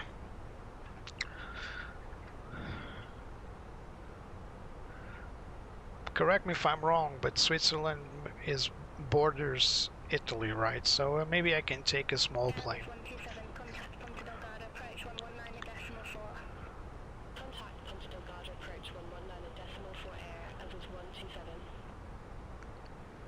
Yeah, I'll do that. And I'm looking forward to taking the 350, Edelweiss A350 out of Faro to Zurich, because that's an actual flight. They did that particular flight very recently. They flew to Faro with the 350 and then they took off. I know that because our good friend Flip from Lisbon Airport Spotting was there and filmed it. Or was it Jose? Was it you, Jose, that were in Faro filming it, the 350? I'm sorry if it was you and I'm mixing up. I don't even know if you're still there.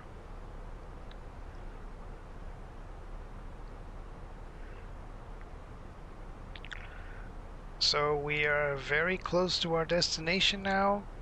We are at ETA 2047.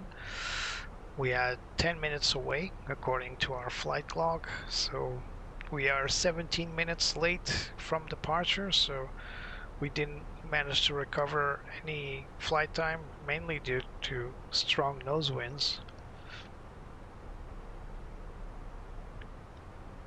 But we are right here, so there's our destination. Ponta Delgada, that's San Miguel Island.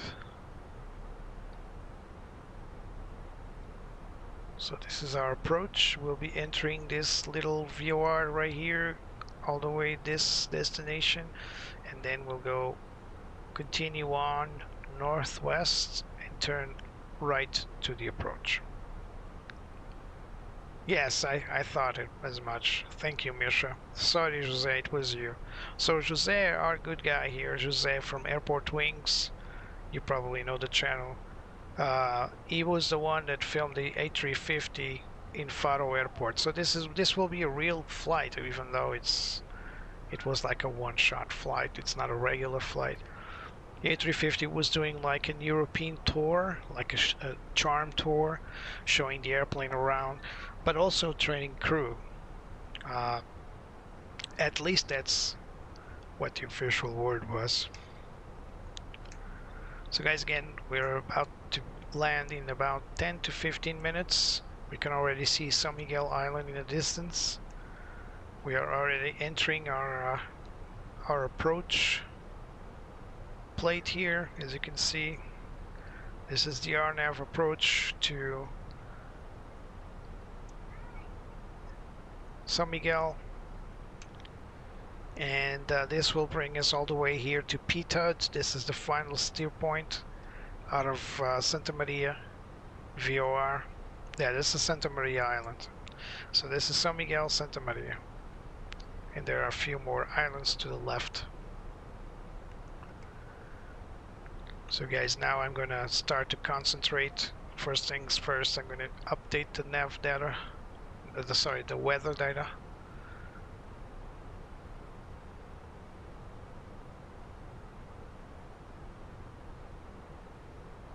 So we got 220 at 6. We still have the same weather, 24 QNH 105. So the weather didn't change. This is a METAR from 1800 hours, so it's been quite a while since this METAR has not been updated. More than an hour, more than 2 hours actually. So not sure. The METARs are updated hourly, so if that wasn't updated, it's probably because it wasn't necessary. All right, so we got agent out of Zurich to. Contact Ponta Delgada approach 119.4. Contact Ponta Delgada approach 119.4 Air Azores Tango 3 Lima. All right. Ponta Delgada, Air Azores Tango 3 Lima, flight level 236 with the numbers. This is Betsy talking. Yep. I could swear I saw.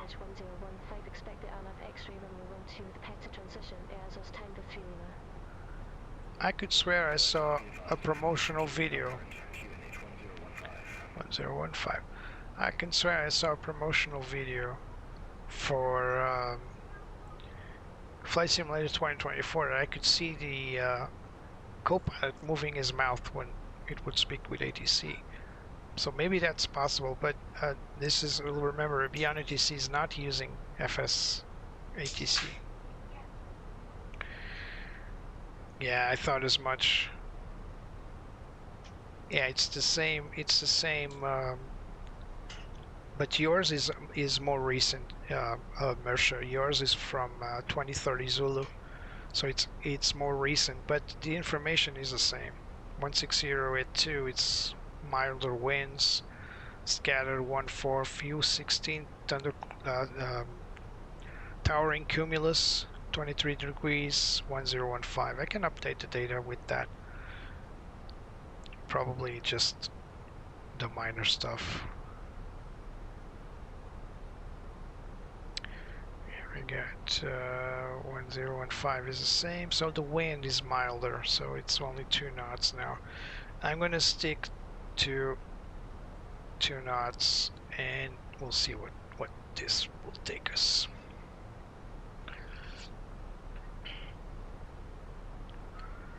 So I'm just gonna run the performance again for the arrival. So refresh METAR. It's almost the same thing, but it's delayed. Still 6 knots, as you can see. But yeah, the landing distance is not changing because, you know, unless it rains or the winds change quite a bit. So instead of 220, it's going to be like 120 from the other side. So more or less, yeah, it justifies the fact that it's 120. So it justifies the fact that we're landing on runway 12 and not 30. So we'll change that to 12, and as you can see, because the METAR is not being updated, we are getting at 220 at 6. We're getting some tailwind on the line, but that's not going to be the case if your weather, Mirsha, is correct. I'm going to check here. Active sky. So LPPD. I'm updating active sky to see if there's any changes.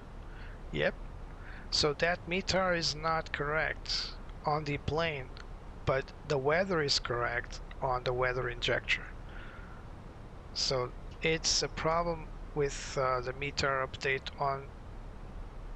It's a problem with this plane. It's a problem with this METAR. It's not correct. If I press update, see, it doesn't update. This isn't correct. Hello, Richard. How are you? Nice to see you. It's always a pleasure to see my friends here. So it's pitch black outside, but you can clearly see the San Miguel Island over there. It's actually pretty good, decent weather today.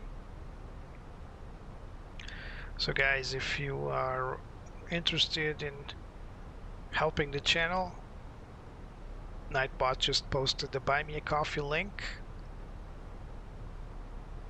I thank you for your generosity. Some of the guys here have already donated, so I thank you a lot. Jose, Andrew, not Mirsha, but Richard. Thank you for your donations.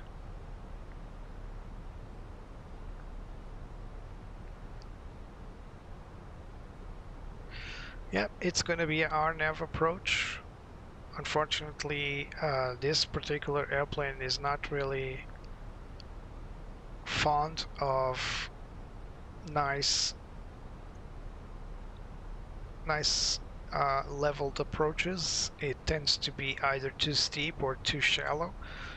But if that be the case, I'll just take over manually. So we are currently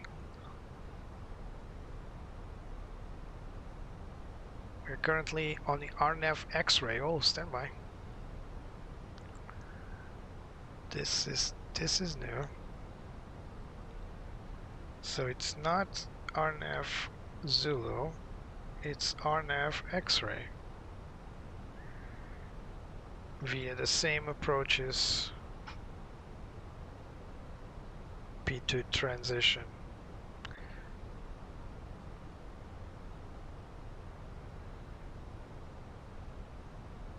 And let's remove this discontinuity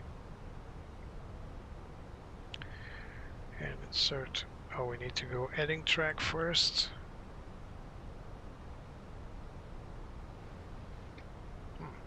Hold on. Need to be quick here. Sorry, guys. I'll explain later what I'm doing. Via PTUD. Temporary insert.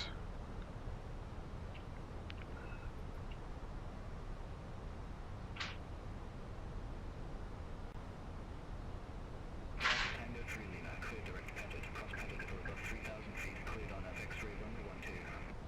Cleared direct Pettit, cross Pettit over above 3,000 feet, cleared on FX3 runway 12, Air Azores Tango 3 Lima. Alright, we are clear for the PTUD at 3,000, so let's continue descend. We're passing 10,000 feet. External lights on.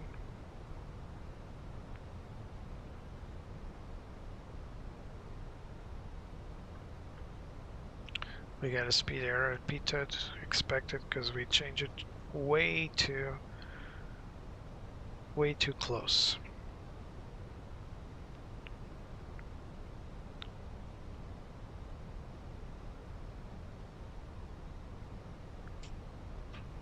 There's a runway right there, but we're going to cross it and then move to the left. So first deceleration to 230 knots, now 220 knots, and then 195 and 165. We're going to need to go to our minimums real quick. Sorry about that. That's the reason why we have co-pilots. So approach, arrival, arrival, and approach. This one. And it's going to be the RNAV X-ray to runway 12.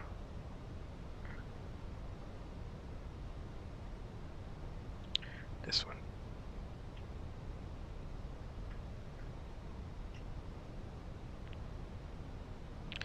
So our RNP, our decision height is 561. So let's go to performance. Next wave, 561 feet barrel. All right, everything else will stick to it. We got approach speed of 137 knots. And as you can see, we're way off in terms of altitude. We need to go way down. So I'm going to help the plane descend by extending speed brakes. This will lower the nose. There it goes. And hope we can achieve that optimal performance descent. I'm going to help the plane in a moment to clear speed as well. So we got a decelerate mark right there, so we'll be decelerating pretty soon.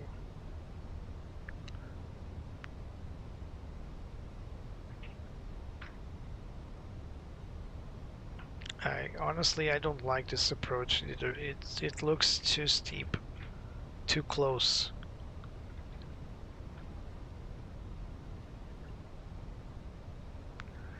Speed brakes in.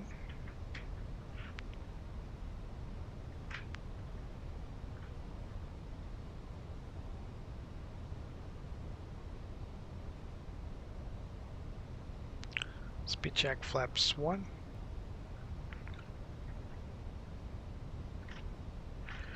Let's prepare our plane to land. Let's run the approach. 173, descend to 4,000 feet, QNH 1015. Descend to 4,000 feet, QNH 1015, Air Azores 173. We are right here, turning in for the approach. Clear direct Q6, cross Q6 for about 4,000 feet, cleared on up whiskey runway 12. Clear direct Cabin's ready. Q6 up or above 4,000 feet, cleared on up whiskey runway 12. Let's run the approach checklist real quick. Approach checklist, bear reference. Not yet. We are still descending quite fast like a bullet. Alright, here we go. 1015.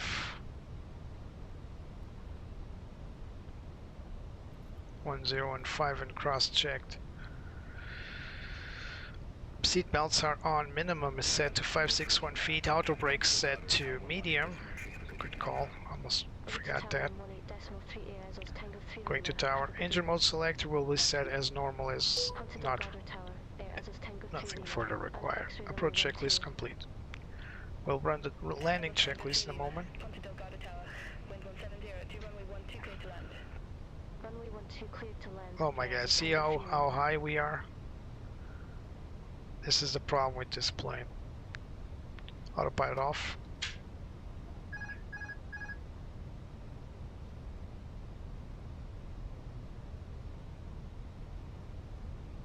Not sure we're gonna make it, guys. I really hate this tracker. I really hate this this thing with Fenix. I mean, look at that. We're never gonna make it. There's not even a point to make here. I did change the approach very early, very late. I mean,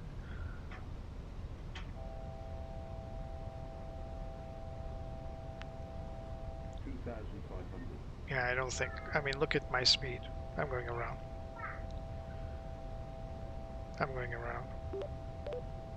Ponta Delgada, Air Azores 3, Tango 3 Lima going around.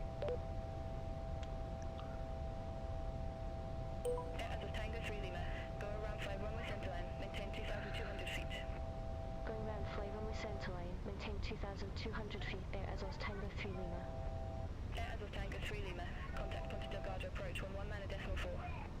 Contact Ponta Delgada approach 119.4, Air Azores Tango 3 Lima. Ponta Delgada, Air Azores Tango 3 Lima, 1,800 feet. Air Azores Tango 3 Lima, welcome back, continue. Continue, Air Azores Tango 3 Lima.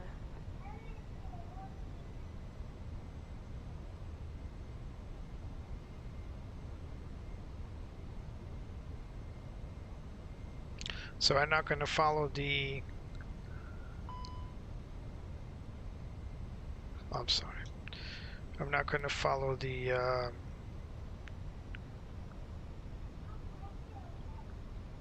missed approach procedure because I'm going to get vectors.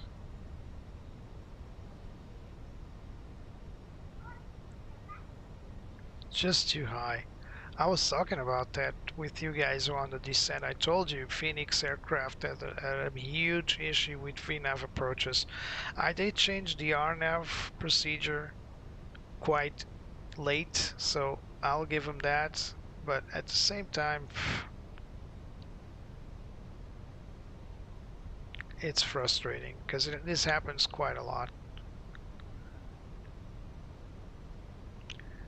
So continue to fly runway centerline 120 something, maintaining 2,200 feet.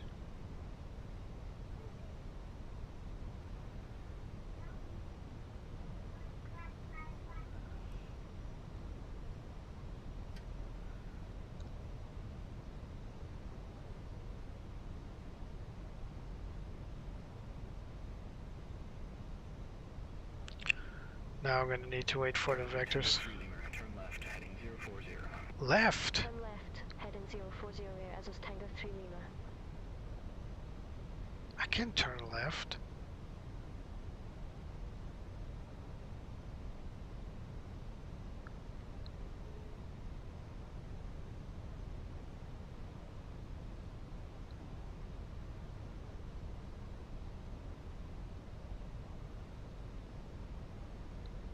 It's not gonna go good. I mean, I don't have enough clearance.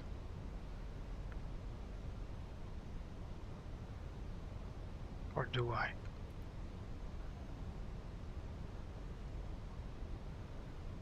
Yep, I don't have clearance. Look at that. I'm gonna hit the mountains there. They're at 2,700 feet. Terrain ahead. Yeah, terrain ahead. Not gonna be Terrain ahead. Terrain ahead. Terrain ahead. Pull up. Terrain ahead. Pull up. Terrain ahead. Terrain ahead. Pull up. Stand by. Terrain ahead. Pull up. Don't worry, there's a clearance. Terrain ahead. Pull up. See, we are cleared.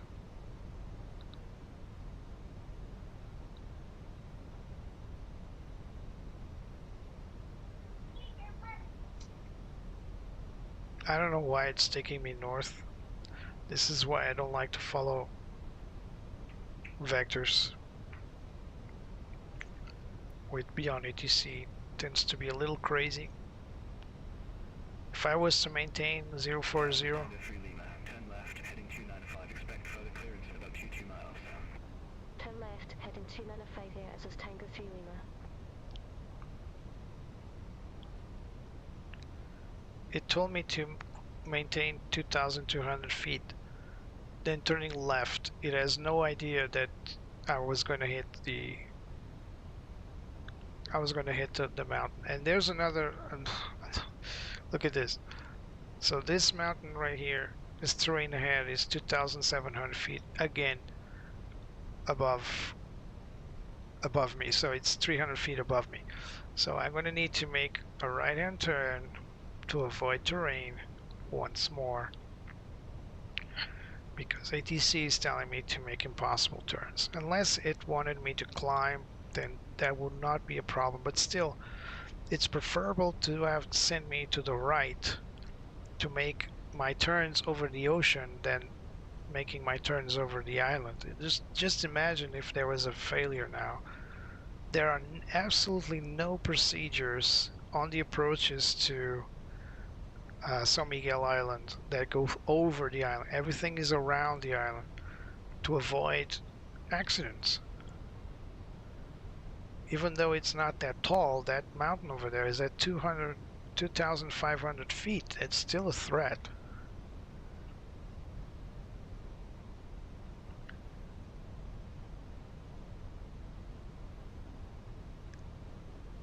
Oh, yeah, our navs need to be well studied on the charts. So you need to really go into the charts and really go into what they're saying. I mean, look at this. It's quite confusing, but it's basically follow this line right here, and then you need to check the bearings, the distances, the DMEs at some of them. But mostly the plane will do a nice. You can see my little plane there. So you see this peak here is at 2,868 feet. So you see how tall these mountains can be. Contact Ponta Delgada, Tower 118.3. Contact Tower 118.3 Air Azores 173. Bye-bye. So giving me clearance to 2,200 feet here is suicide.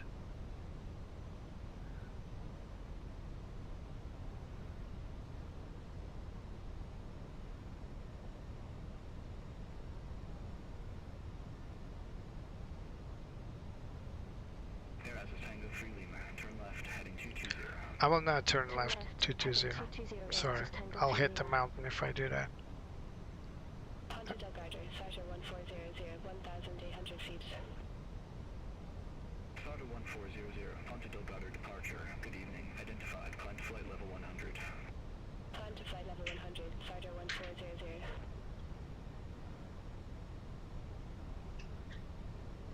I bet all these people living down there are pretty scared to hear a plane flying so low. Especially when there's clouds. It's really scary. Alright, I think we can turn to 280. Let's turn 280.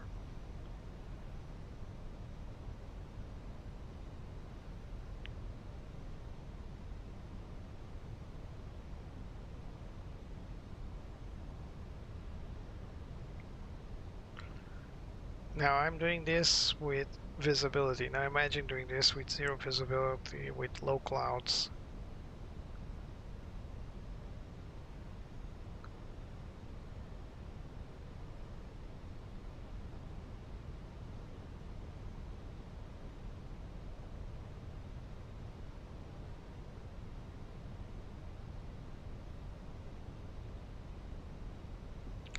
And now I can turn to 220.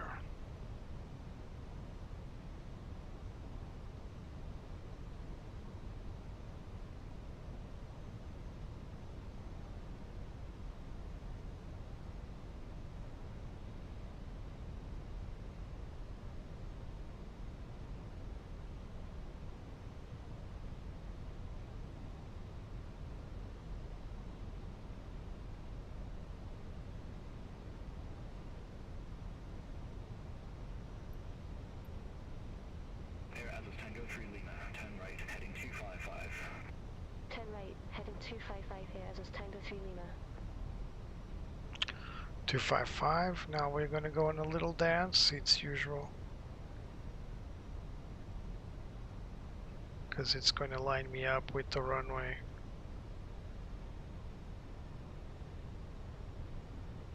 It's going to show up somewhere over there.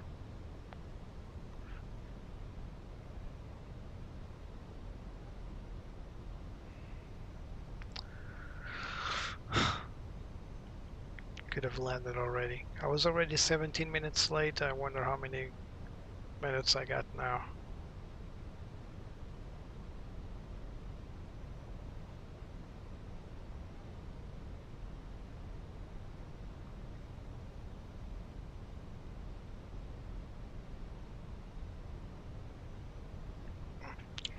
sit better.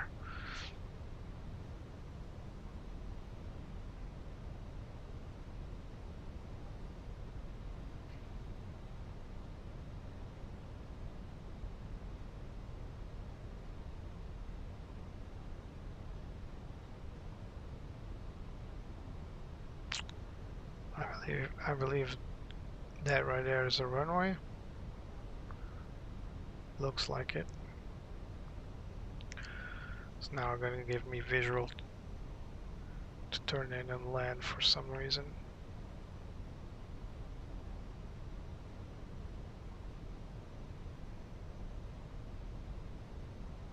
Air Azores Tango 3 Lima, turn left, heading 215. Turn left, heading 215 Air Azores Tango 3 Lima.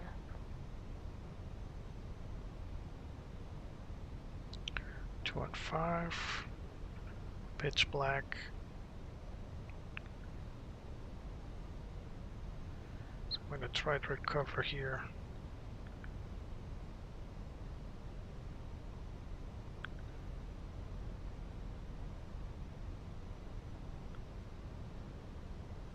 Air Azores Tango 3 Lima, 8 miles from SM538, turn left, heading 130, maintain 2,200 feet until established on the final approach course, cleared on nav X-ray runway 12. Turn left, heading 130, 2,200 feet until established, cleared on nav X-ray runway 12 Air Azores Tango 3 Lima. We'll see if we can make it.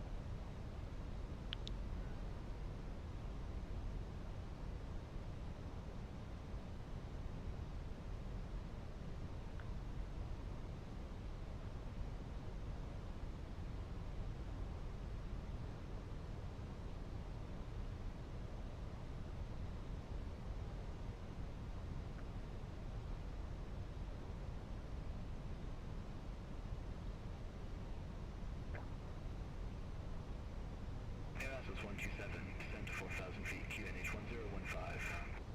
Descend to 4,000 feet, QNH 1015, Air Azores 127. Air Azores 127, clear direct 26, cross 26 at or above 4,000 feet, cleared on nav whiskey runway 12. Clear direct 26, cross 26 at For some reason I cannot activate runway 12, Air Azores 127. flight plan again. It's just not there. Runway is over there, so I'll try to make a visual.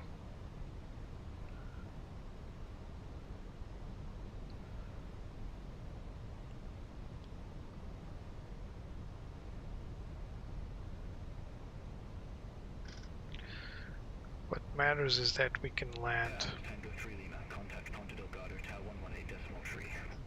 Over to Tower 118.3 Air Azores Tango 3 Lima. Bye Speed bye. check flaps 2. Ponta Delgada Tower, Air Azores Tango 3 Lima, and nav X-ray runway 12. Air Azores Tango 3 Lima, Ponta Delgada Tower, wind 170 to runway 12 cleared to land. Runway 12 cleared to land, Air Azores Tango 3 Lima.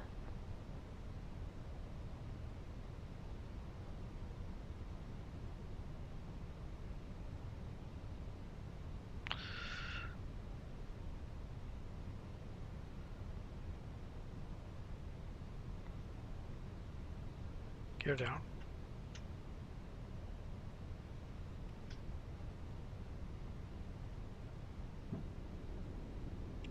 Flaps 3.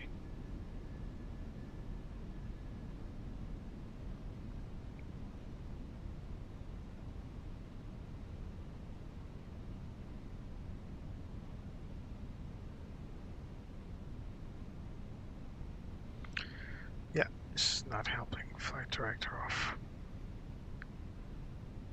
Going for the visual.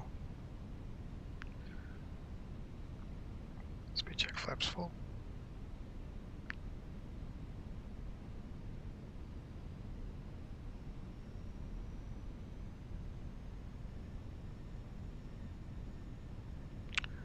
Alright, we got our nav back.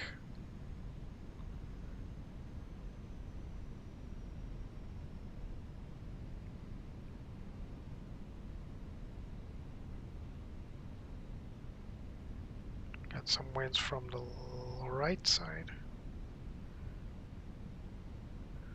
Still a little high.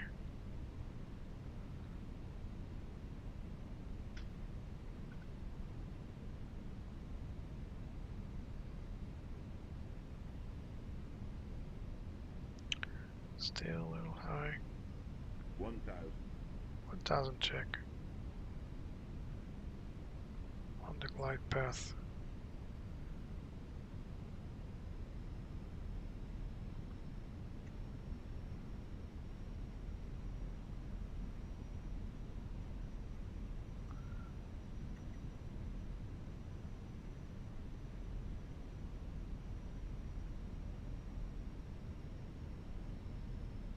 Above. Check. Minimum Continue. 500.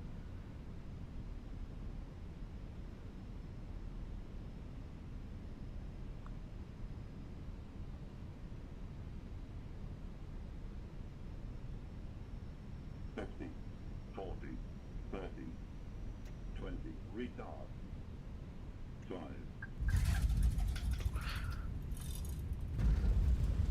Reverse.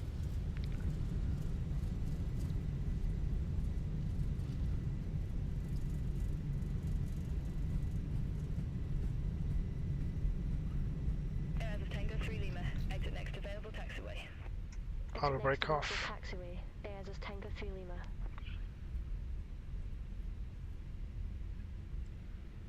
Whew. That was not what I wanted. But we got back alive. It's what matters, right, guys? Flips up.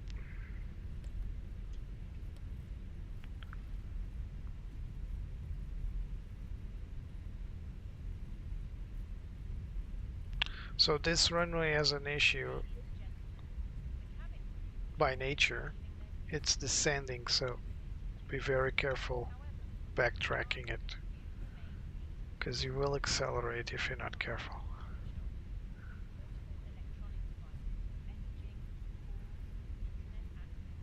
All aircraft be advised. Information Lima now current. QNH 1016. 016.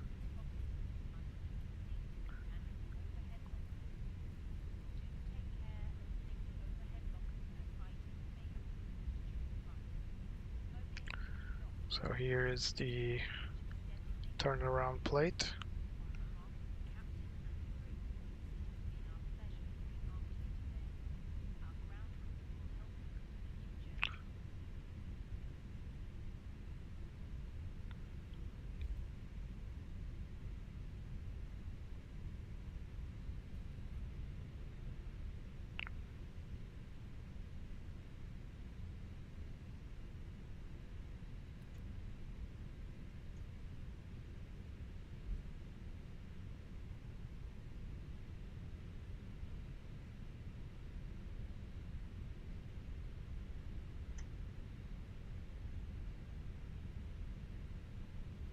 Let's go back to the apron.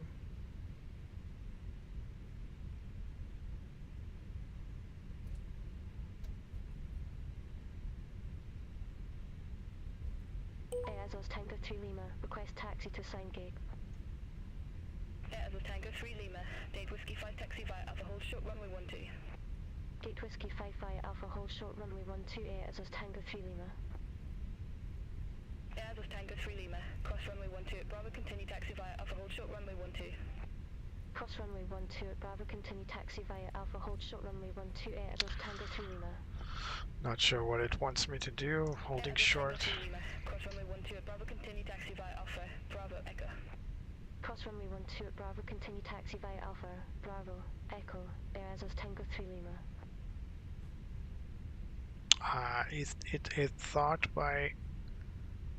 It thought I was off the runway because I did that turnaround. Backtracking. APU available. Single engine taxi procedures.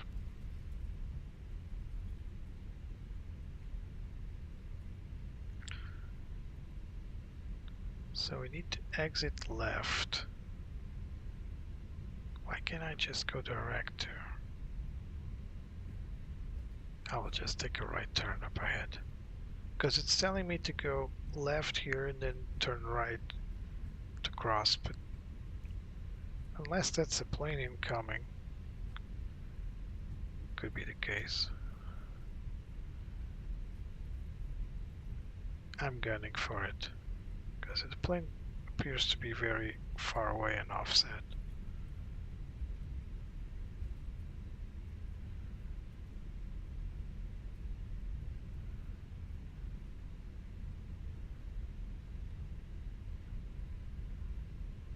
Ponta Delgada Tower, Air Azores 127, on of Whiskey runway 12. Yep, it's definitely on the Air approach. 127, Ponta Delgada Tower, continue. Roger, Air Azores 127. Way better approach than I did.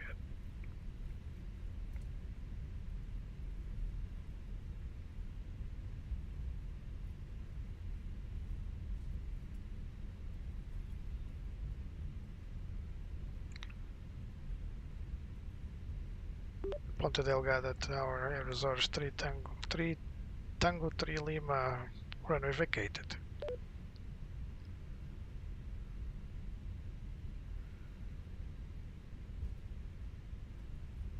Ponta Delgada Tower, Air Azores Tango 3 Lima, go ahead. Tango 3 Lima, runway vacated.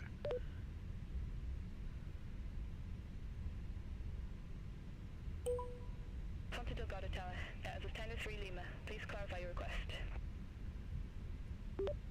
Disregard, Air Azores 3 Tango 3 Lima.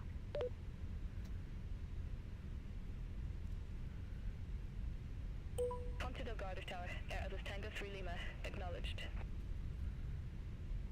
She doesn't understand the concept of vacating the runway, I suppose. Runway 12 cleared to land, Air Azores 127. Let's close this.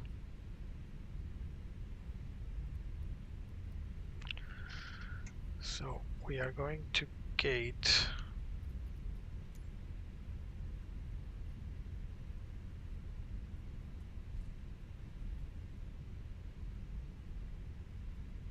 W5. This is the one right there. This one.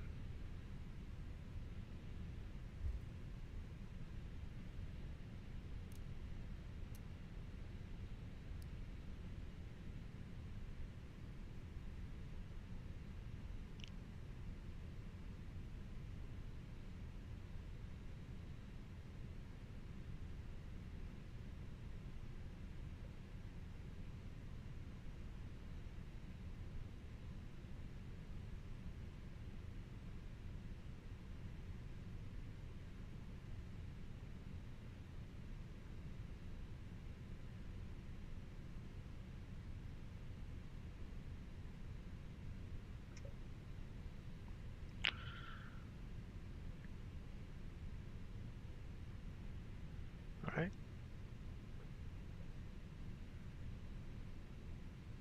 Ah, he's dancing. He's doing that dancing thing. Ah, let's just disregard the guy. Parking brake set.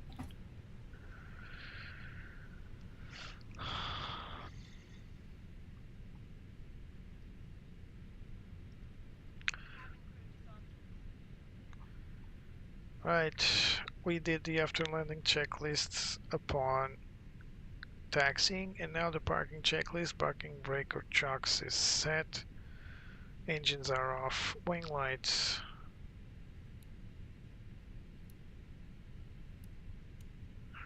are off, and fuel pumps set to off.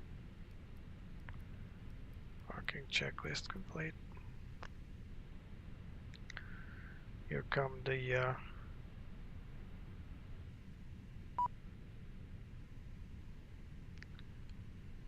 ground crew. Got external power. Turning off APU. Let's check our brakes. I think we have overheated brakes. Yep, 265, one wheel at least. Let's turn on the brake fans. Securing the aircraft, oxygen set to off. Emergency exit lights. Passengers deboarding starting.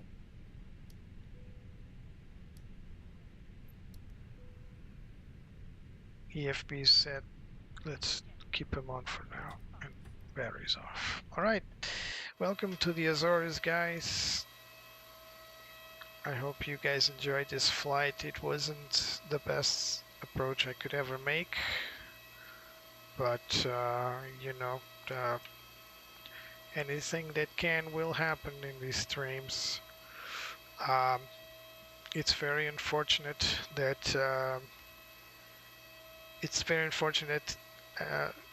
Fenix has this particular issue with the VNAV, and oh, the passengers are disappearing. I'll explain why this is happening. Basically, this airport, this parking spot right here, doesn't have a path for the passengers to go through. Now, this is my doing because I need to set up like a path to walk in for the passengers, and I did that for the first two gates over there. I did not do this for the Whiskey 5, so it's my bad. But you can download the I think this is the Inibuilds Ponta Delgada Airport GSX profile, and this will not happen.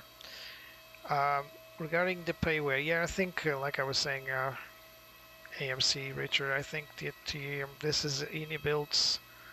This is a payware scenery for Ponta Delgada. I believe there's only one of them, and I believe it's either Inibuilds or similar.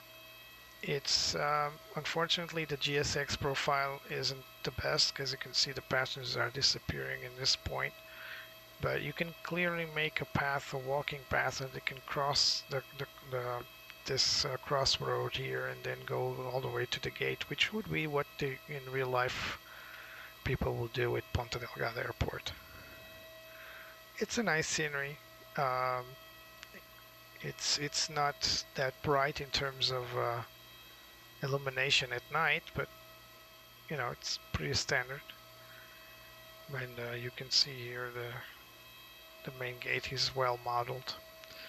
But yeah, so guys, if you've enjoyed, I would really appreciate if you could help me by pressing like, subscribing, or if you can, donate. You can like and subscribe to my channel right here on YouTube. If you wish to help with your donations, you can buy me a coffee in the link in the description or the QR code on your upper right screen. Thank you very much for attending. Thank you, Andrew, Mirsha, Jose, AMC Richard. Thank you so much for attending.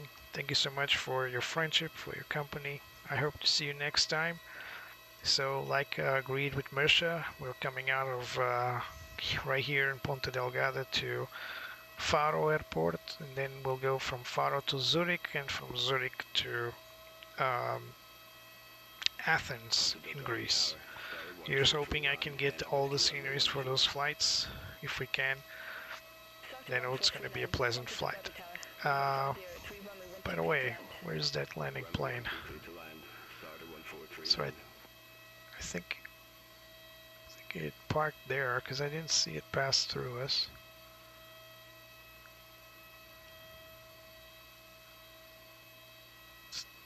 It could have stopped in this apron. Let me confirm.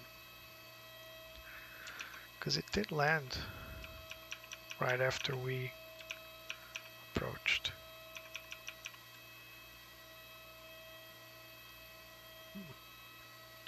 Disappeared. Weird. Let's just assume it landed and just went on to his life. Guys, thank you so much again. Hope to see you next time, and remember, leave a like, subscribe. I already said this twice. One last time, if you guys want to win the FS Labs A321Neo, be sure to read the description below. And see you next time. Bye bye.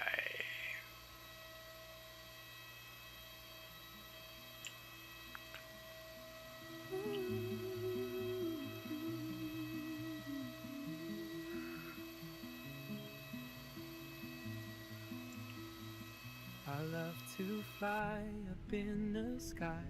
Through the clouds I reach so high, climbing up to touch the light. Adventure calls me day and night. The wind, it sings a melody, guiding where I long to be. I'll spread my wings and chase the sun. No limits when the dreams begun. The world below fades out of sight as I soar into the light.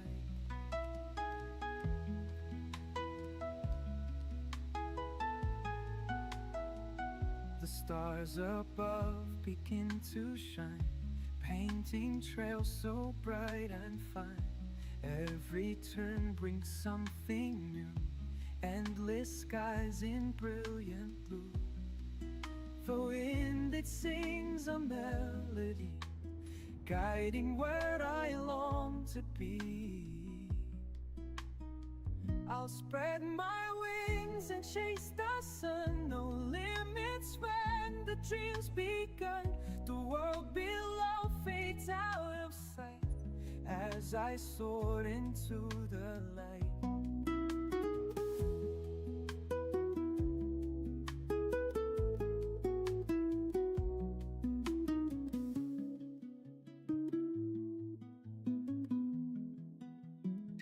I'll spread my wings and chase the sun. No limits when the drum's begun. The world below fades out of sight as I soar into the